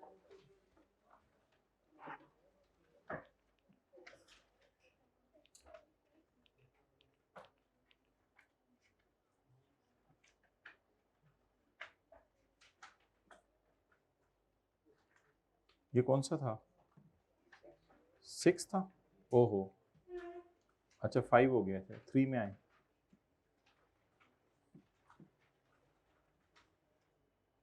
जी बताएं।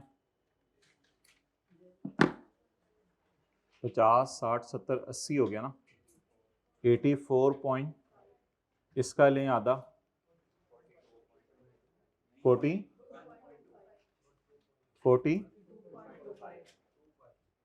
वर्सेस 50 क्या है? तो बोलें अच्छी खासी ये कौन सी सेल कर रहा है, जीरो रेट। इसलिए मेरे ख्याल से फिर ऐसा करें, 90% रिस्ट्रिक्शन इज नॉट, 90% रिस्ट्रिक्शन नहीं लगेगी भाई। 2 ही सवाल हैं पास पेपर में, 3 और 5, जिसमें ये है। 4 तो मैंने वैसे ही करवा दिया। ओके, अब मोहतरम बड़ी ही इंपॉर्टेंट बात आने लगी है, वो जरा आपने गौर से सुननी और समझनी है। ये हो गया, ये 2 बातें हैं, 25% रेट और not अपोर्शनिंग the input.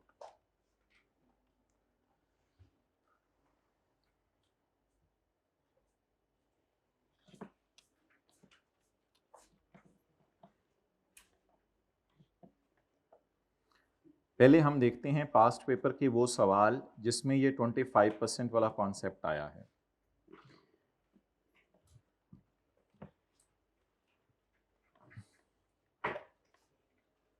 Chapter number कौन सा है? 23।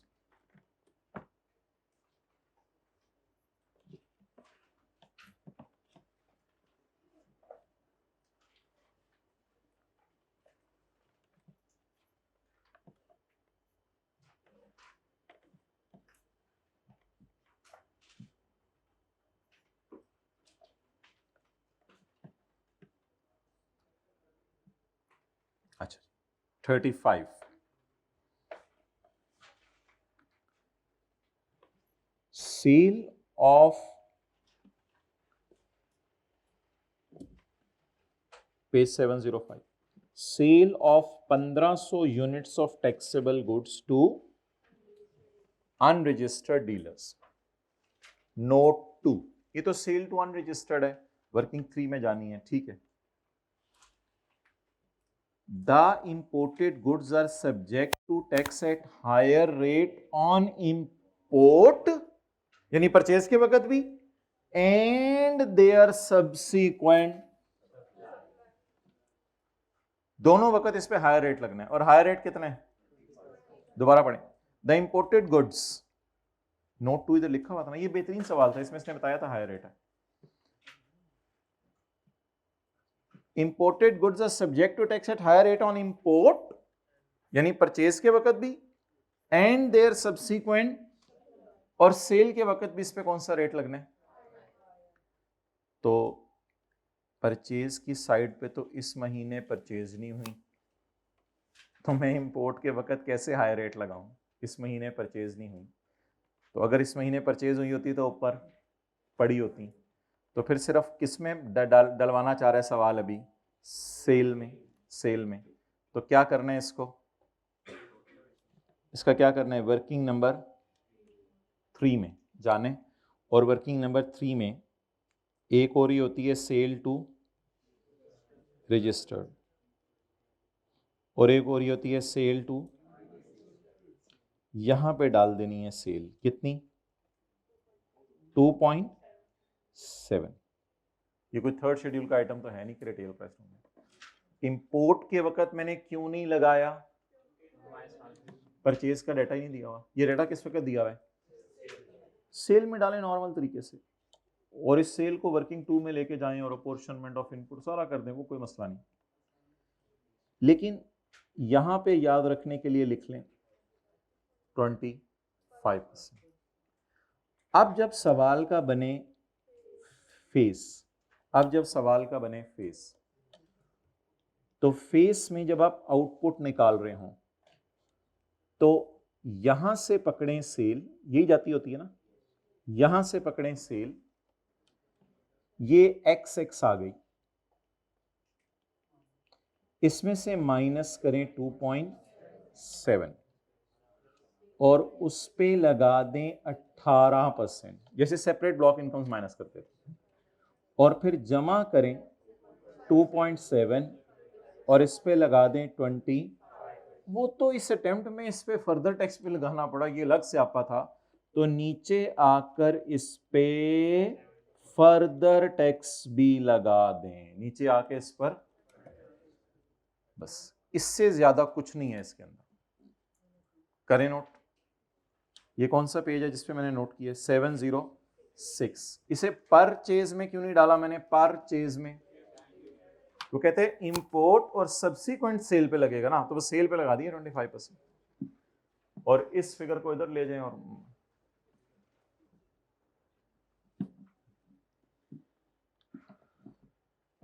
Any confusion? क्लियर?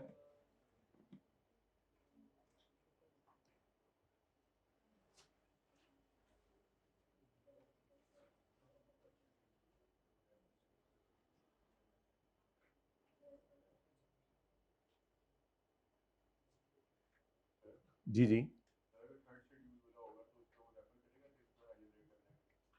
हाँ यही तो मैं कह रहा हूँ ना, रेट तो उसको रेफर करना चाहिए। वही तो आई कैप कह रहा है कि मैंने अगर रेट रेफर नहीं किया था, जिन्होंने 25 लगाया उनका भी सही कर दिया, जिन्होंने 18 लगाया उनका भी सही कर दिया।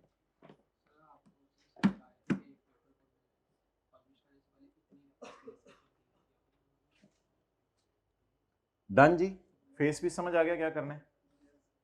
अच्छा, इसको अपने हिंट के लिए 25% लगना है, लगाना तो 25% हमेशा फेस पे ही होता है। और आपको याद है इन पे भी 18 नहीं लगाते, इन सब पे 18 कब लगाते थे? जब ये फेस पे जाती थी। क्लियर? ओके, आगे चलें।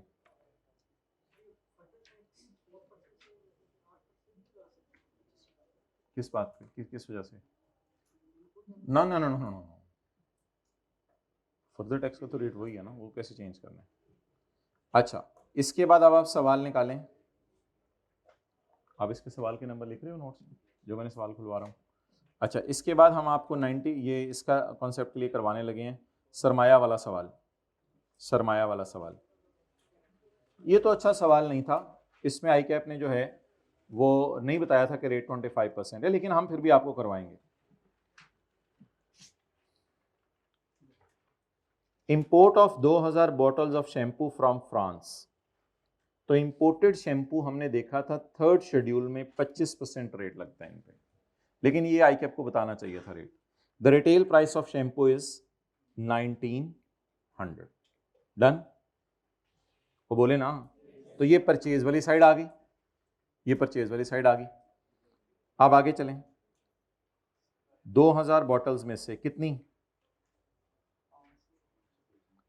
500 तो होलसेलर को बेच दी ना अनरजिस्टर्ड, वो तो छोड़ें। 1500 bottles of imported shampoo sold to a departmental store in UAE. आप बताएं 2000 बॉटल्स ऑफ इंपोर्टेड, उसको भी मैं बताता हूं, 2000 बॉटल्स ऑफ इंपोर्टेड शैम्पू, इसमें से 1500 बॉटल्स आपने सेल कर दी to a departmental store in UAE. तो खरीदते हुए 25 लगाएं, बेचते हुए 0, ऐसे नहीं होगा? बताएं ना जल्दी।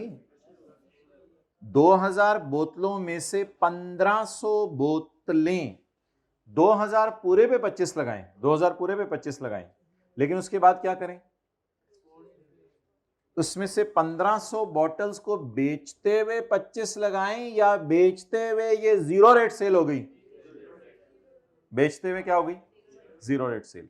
अच्छा, और 500 बोतलें तो किसी अनरजिस्टर्ड होलसेलर को बेच दी हैं, लेकिन यहां फर्दर टैक्स नहीं लगेगा, क्योंकि ये आइटम कौन सा है? आइटम है, रिटेल प्राइस से पता चलता है ये आइटम कौन सा है, थर्ड शेड्यूल का। तो अब परचेज के वक्त कितना रेट लगा? 25%।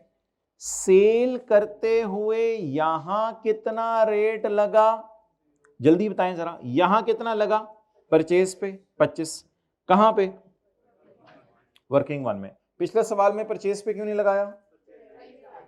अच्छा, उसके बाद यहां पे क्यों नहीं 25 लगा? ये 0 रेट सेल हो गई। और उसके बाद 500 bottles of imported shampoo were sold to a wholesaler, 500 bottles wholesaler को बेची।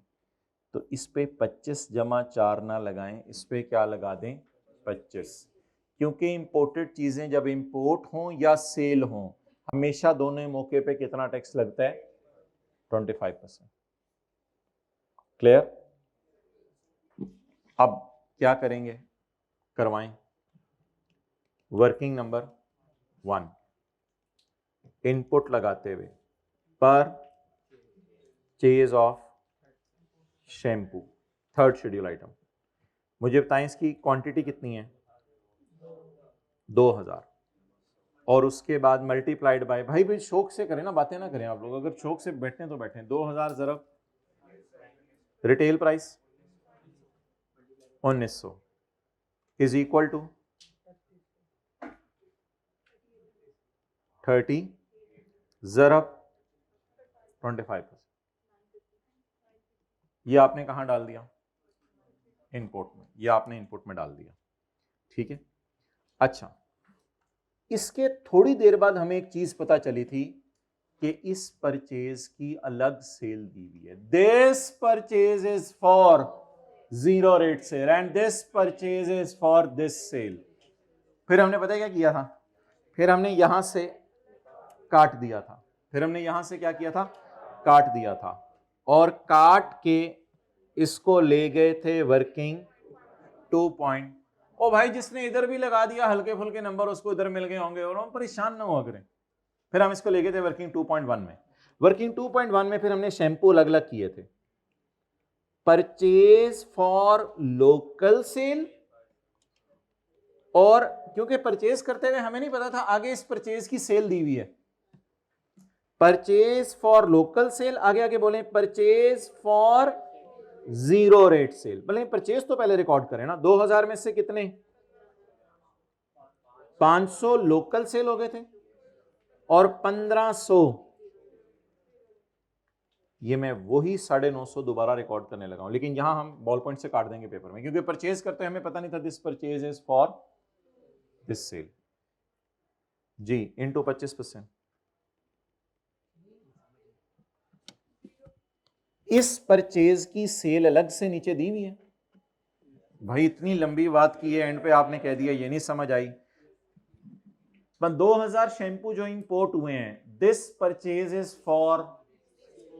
For this sale and for this sale, इस वजह से इसको यहां से काटा। यहां से काट के खास इनपुट को कहां लेके जाते थे, वर्किंग जी कितना हो गया 2713, ये चले गए परचेज में। अब जब होनी थी वर्किंग नंबर 3, जब होनी थी वर्किंग नंबर 3, तो वर्किंग नंबर 3 में आनी थी आपकी taxable sale, zero rate sale और एग्जेम्प्ट सेल। आप बताएं 500 पाकिस्तान में बिके और बाकी कहां बिके, दुबई में, कितने 1500, लेकिन पाकिस्तान की सेल हम यहां नहीं डालते होते। ओ भाई समझ आ रही गल, पाकिस्तान की सेल कहां डालते होते हैं, टू रजिस्टर्ड टू अनरजिस्टर्ड। ये थर्ड शेड्यूल है इसलिए अनरजिस्टर्ड में डालने की जरूरत नहीं, वेल डन। थर्ड शेड्यूल 500 जरब 1900, जरब 1900, जरब 1900, क्योंकि रिटेल प्राइस है, क्योंकि क्या है रिटेल प्राइस है। आप बता दें कितने लोगों को समझ आ गया, ये वर्किंग 2 है अपॉर्शनमेंट, कितने लोगों को समझ आ गया जीरो रेट सेल उधर रिकॉर्ड होगी और थर्ड शेड्यूल के आइटम की जैसे सेल इधर रिकॉर्ड होगी। इस सवाल में मुझे इस लाइन की वजह से वर्किंग 1 में रिकॉर्ड करनी पड़ी पर चेज, और इधर रिकॉर्ड करनी पड़ी मुझे सेल। दो जगह सेल रिकॉर्ड करनी पड़ी और एक जगह पर। बाद में एहसास हुआ कि this purchase is for specific sale, this purchase is for, so that's why अल्हम्दुलिल्लाह I broke up the purchase, purchase को ब्रेकअप कर दिया। ये कितने लोगों को समझ आया परचेज क्यों अलग अलग की है। दिस परचेज इज फॉर 1500 की सेल एंड फॉर, अच्छा अब 500 की सेल इधर रिकॉर्ड कर ली और 1500 की सेल उधर रिकॉर्ड कर ली, लेकिन ये तो अल्लाह का शुक्र है जीरो रेट है। कितना आ गया जवाब, कोई और भी जीरो रेट सेल थी मुझे पता है वैसे, 900, 280, 2850, ये सेल रिकॉर्ड हो रही है, और इधर 9। अब करना क्या है, वही ये जवाब कहां जाएगा, फेस पर। कैसे, जल्दी जल्दी, हिम्मत हिम्मत हिम्मत, हौसला। टोटल माइनस 950, क्योंकि 950 कौन से वाले हैं, एट 20, ये x minus x x minus 950, इस पे लगाएंगे जमा इंटू वट एवर द जवाब में भी, 950 इंटू 25%, वट एवर द जवाब में भी, लेकिन इसमें अनरजिस्टर्ड होने की वजह से फर्दर टैक्स नहीं लगाएंगे, डन। लेकिन नीचे लिख देंगे कि further tax zero, because item कौन सा है, थर्ड शेड्यूल का, डन। अब ये फाइनल हमारी जो है वो ये काम किया हुआ है बल्कि हमने एक दफा क्लास में, अच्छा इसको साइड पे लगाएं। अब ये क्या फाइनल पिक्चर आप इसकी ले सकते हैं। ये कौन सा क्वेश्चन है, क्वेश्चन नंबर 33। ये कैसे, ये तस्वीर नजर कैसे आएगी, ठहरें, वर्किंग नंबर 3,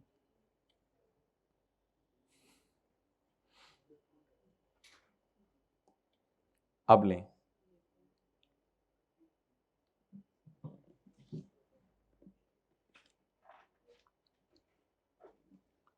अब लें,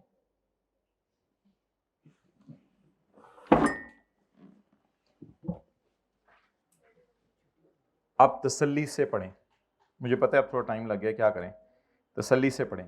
परचेज कितने की है? 2000 की। इंपोर्टेड शैम्पू का खरीदना थर्ड शेड्यूल में 25% पे जाता है। आई कैप को बताना चाहिए था ये रेट। परचेज गलत, पहले यहां रिकॉर्ड कर दी वर्किंग वन में, फिर बाद में पता चला दिस परचेज में से 500 उधर है और 1500 उधर है, तो उस परचेज को उठा के this purchase is for local cell, this purchase is for export cell. फिर यहां लेके गए चीजों को और उसकी सेल 0 रेट में रिकॉर्ड कर दी, इसकी सेल टैक्सेबल में रिकॉर्ड कर दी और इधर फेस पे लाके ये कर दिया। लेकिन एक काम करना है, ये कहां लेके जाना है 238 और 713, ये कहां लेके जाना है 238 और 713, ये बताएं ना।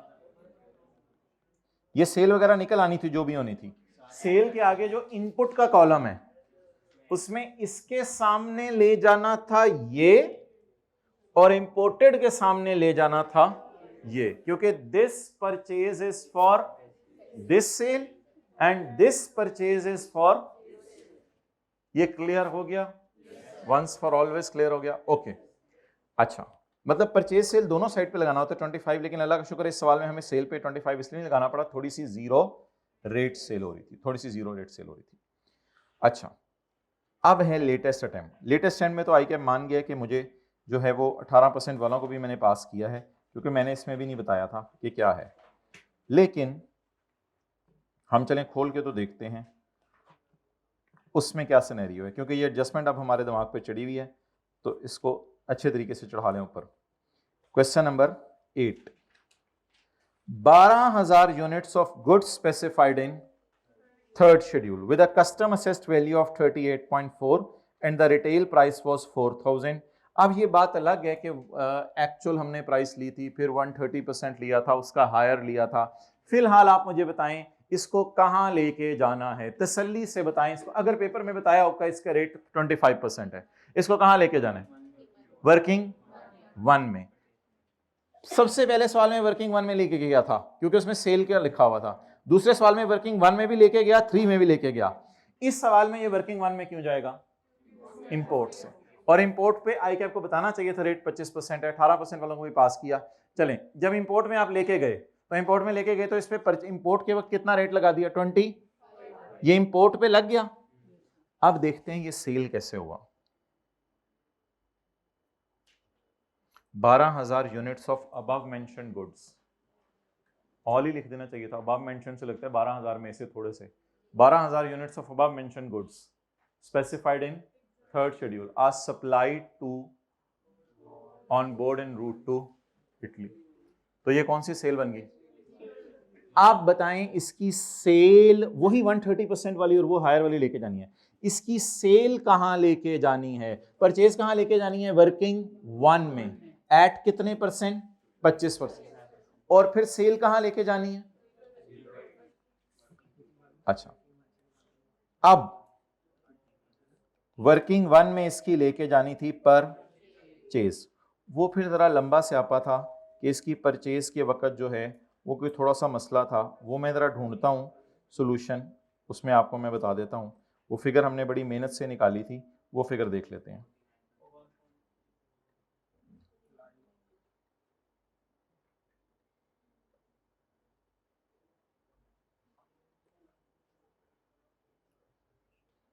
इधर ढूंढें कि F2 का जो हमने सोल्यूशन डाला हुआ है, ये परचेज हमने बड़ी मुश्किल से, चलिए इधर से दिखा देते हैं आपको। ये परचेज हमने बड़ी मुश्किल से निकाली यहां पर, ये याद है 4,000 इंटू 12,000 और 38.4 into 130% customer cess value. Purchase की फिगर क्या निकल आई? 49.92। अब मुझे बताएं, अब जब ये 49.92 निकल आई है, जैसे भी निकल आई है, वो इंशाल्लाह आपको बताई भी है, ये जब निकल आई है तो इस निकली हुई फिगर को क्या करना है?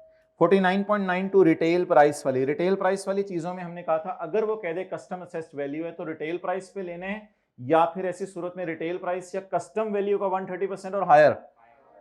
ठीक है, हायर कितना उठा लिया? 49 पॉइंट। थर्ड शेड्यूल वाली चीज है, दोनों में से हायर उठाना है। यही परचेज में जाएगी फिगर, यही सेल में।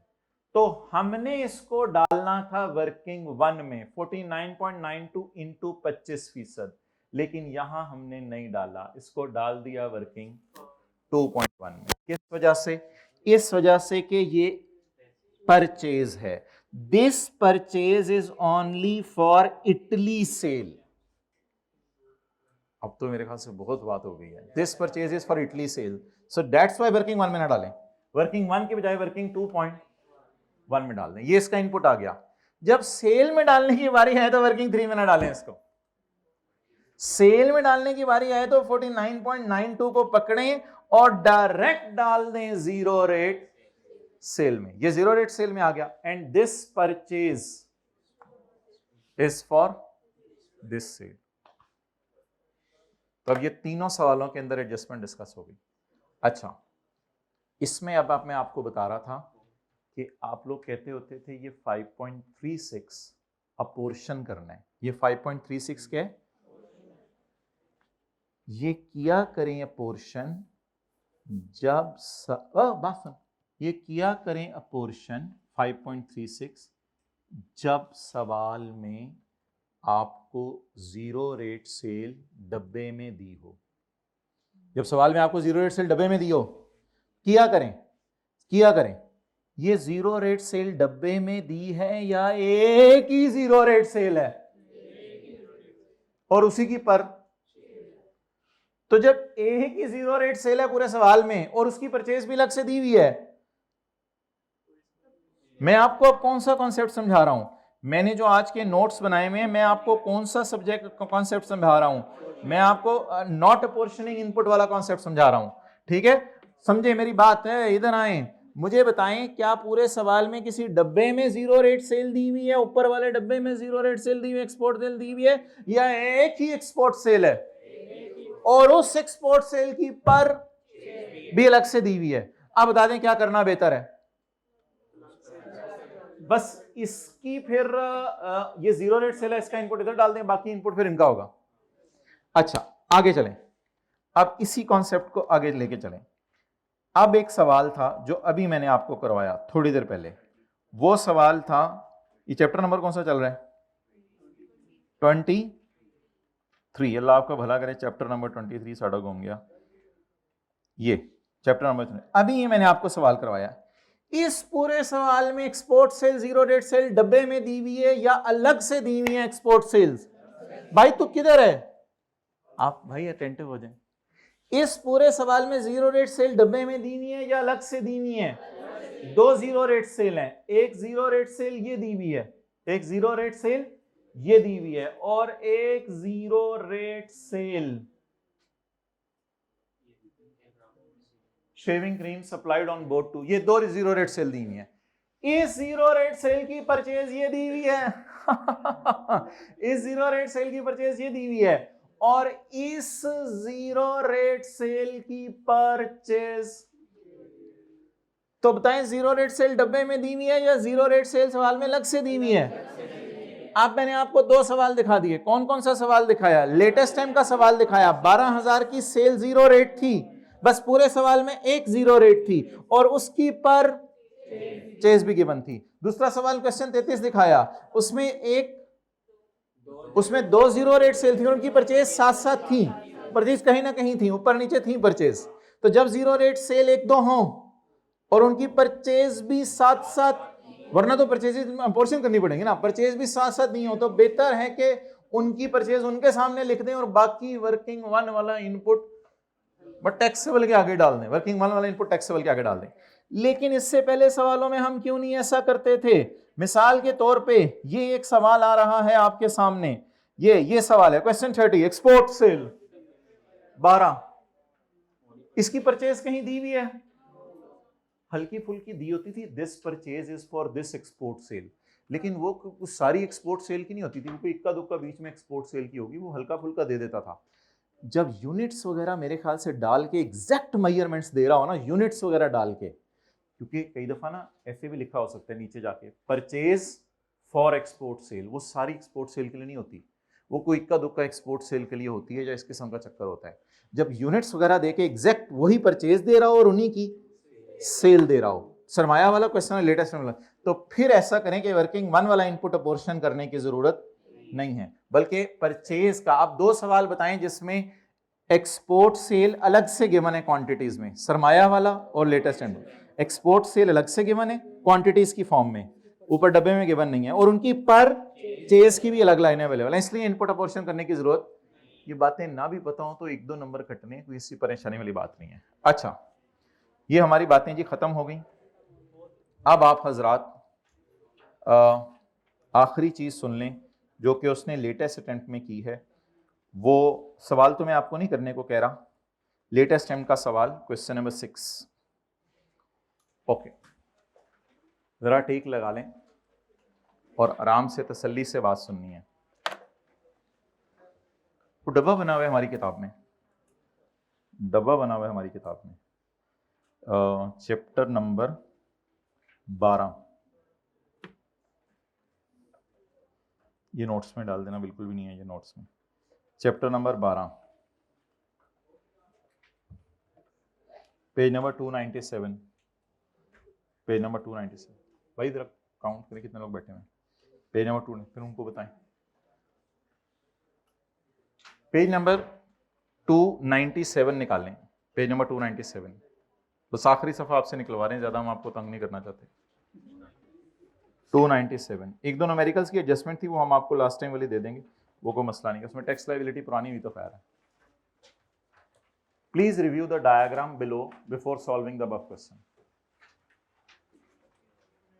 अगर AOP is earning only income from property, तो फिर एओपी अगर सिर्फ क्या कमा रही है, इनकम फ्रॉम, तो फिर तो दोनों पार्टनर्स के हाथों में डिवाइड करें। अगर पार्टनर्स का शेयर पता है taxable separately in the hands of, बहुत जमीन आसमान का फर्क पड़ेगा, 2 दफा टैक्स लायबिलिटी निकालनी पड़ेगी। मतलब इसका तरीका पता है क्या होता है, gross rent minus repair allowance. इसके सफे नंबर लिखवाए हुए हैं सारे आपको मैंने, इसके सफे पे कौन सा सवाल है, तसल्ली से सुने। Gross rent minus repair allowance, जो फिगर आई उसको दोनों पार्टनर पे तकसीम कर दें, और हर पार्टनर अपने लिए टेबल, ये वैसे बहुत फायदे की बात होती है, इससे रेट दोनों का कम हो जाता है। ये बात समझ आ गई तो हाथ खड़ा कर दें। ये तो वैसे ही है, अगर कभी 2 पार्टनर्स ने घर किराए पे चढ़ाया और शेयर नहीं पता, फिर उनको एओपी अज्यूम करेंगे, ये कभी नहीं आया वैसे पेपर में।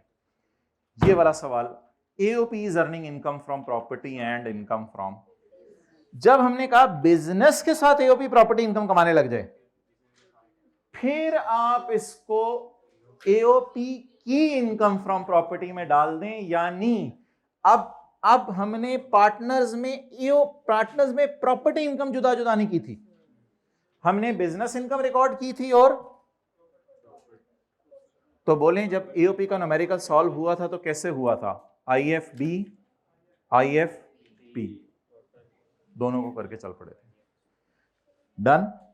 बाकी वो अपनी जगह पता नहीं, शायद इस सवाल में कोई लॉस था बिजनेस का, वो एओपी से माइनस होना था नहीं होना था, ये भी एक कॉन्सेप्ट था, वो तो लॉसेस के चैप्टर से आप कर लेंगे। अब सादा सी बात आए, 2 लोग मिलकर सिर्फ प्रॉपर्टी इनकम कमा रहे हैं, तो ग्रॉस इनकम में से रिपेयर अलाउंस माइनस करें, जो फिगर आए उसको 60-40 करें, एक पार्टनर अलग टैक्स दे अपनी इनकम पे, दूसरा पार्टनर दूसरा बताएं। इनकम फ्रॉम बिजनेस भी कमा रही है एओपी इनकम फ्रॉम, तो एओपी को न्यूमेरिकल ऐसे सॉल्व करें, पार्टनर के हाथों में इनकम ऑफ प्रॉपर्टी टैक्स ना करें, जिस तरह ये सवाल किया उस तरह करें, इनकम फ्रॉम प्रॉपर्टी और इनकम फ्रॉम बिजनेस उसका टोटल करें और एओपी अपना टैक्स दे। पार्टनर के हाथों में डिविजिबल इनकम वगैरह जाएगी, वो अपने नॉर्मल तरीके से जाएगी टैक्सेबल इनकम से। इस अटेम्प्ट में आई कैप ने गड़बड़ कर दी, ये आया एओपी का प्रॉफिट, मत खोलें भाई, ये आया एओपी का प्रॉफिट या लॉस जो भी है, इससे रिवर्स चल के होता है लॉस आ गया, ये एओपी का प्रॉफिट आया। कौन बोला है, क्या मतलब, इधर देखें, additional information, prior to formation of AOP Yaqoot and Marjan jointly purchased a property, और वो उसकी कॉस्ट हमने क्या करनी है, वो तो किराए पे दे दी है ना, सबर क्वेश्चन 6 है। अच्छा, सबसे पहले ये क्या कर रहे हैं, engaged in the provision of cloud infrastructure management data hosting service, ये इनकी बिजनेस इनकम हो गई, ये बिजनेस इनकम हो गई। ये कौन सी इनकम हो गई इनकी, प्रॉपर्टी इनकम हो गई। अब असूली तौर पे क्या होना चाहिए था, प्रॉपर्टी और बिजनेस इनकम को जमा करना चाहिए था, प्रॉपर्टी और बिजनेस इनकम को जमा करना चाहिए था, क्योंकि कौन सा वाला सिनेरियो बन रहा है। लेकिन आईकैप ने क्या किया, जल्दी बताएं, आईकैप ने क्या किया होगा, क्या किया, एओपी की बिजनेस इनकम निकाल ली, बिजनेस इनकम उसी तरह निकाली, बिजनेस इनकम में हम नहीं अलग अलग कर सकते, एओपी की बिजनेस इनकम निकाली, लेकिन जब रेंटल इनकम उसने ग्रॉस ली और रिपेयर अलाउंस माइनस किया, और एओपी का न्यूमेरिकल सॉल्व करते हुए प्रॉपर्टी इनकम, और समझ आ रही, एओपी का प्रॉपर्टी न्यूमेरिकल सॉल्व करते हुए प्रॉपर्टी इनकम नहीं डाली, और पार्टनर को तकसीम किया हिस्सा, पार्टनर को तकसीम किया हिस्सा। जब पार्टनर को हिस्सा तकसीम किया तो वो किस में डाला, हमने क्या पढ़ा हुआ था कि एओपी ऐसे सॉल्व करेगी अगर एक वक्त में ये दो इनकम्स कमा रही हो। उसने यहां नहीं डाला, जब मिस्टर्स का न्यूमेरिकल शुरू हुआ तो वहां पे उसने कहा प्रॉपर्टी 60% इसकी, जब 40% इसकी, इधर डाल दिया। यहां तक बात समझ आ गई। अच्छा, अब हमने आईकैप से पूछा कि भाई आपने ऐसा क्यों किया, उन्होंने दो वजह बताई, अब मुझे नहीं पता ये क्या वजह है। एक वजह उन्होंने बताई prior to formation of AOP, ऐसी बात हमने तो कहीं नहीं पढ़ी थी। उन्होंने कहा एक तो ये लिखा है एओपी बनने से पहले ही इनके आपस की ये प्रॉपर्टी चल रही थी, तो ये पुरानी वाली प्रॉपर्टी है। अच्छा, हमने कहा ये तो कोई बात समझ नहीं आई। उन्होंने कहा चलो फिर बच्चों को ये बता दो, अब कर तो हमने दिया है, तो बच्चों को ये बता दो कि अल्लाह आपका भला करे, ये वाले इक्वली शेयर हो रहे हैं और ये वाले 60-40 हैं, तो अगर ये परसेंटेजेस डिफरेंट हो ना तो दोनों को अलग अलग कर दिया करें। पता नहीं ये कौन सा रूल है। तो इधर देखें, इधर सब कुछ 2:2:1 है, चाहे बिजनेस है चाहे प्रॉपर्टी है,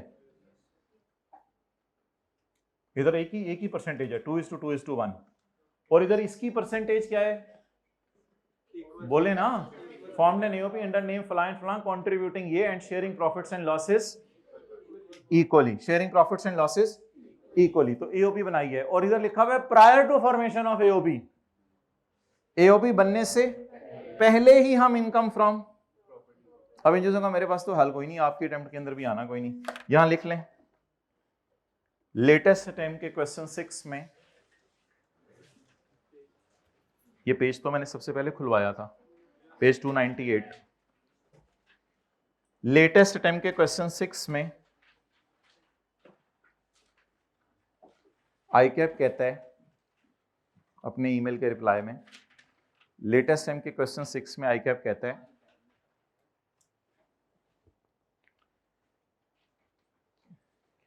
कि बिजनेस इनकम और प्रॉपर्टी इनकम के प्रॉफिट शेयर्स की परसेंटेज डिफरेंट है। बिजनेस इनकम और इनकम फ्रॉम प्रॉपर्टी के प्रॉफिट शेयर्स की परसेंटेज डिफरेंट है, इसलिए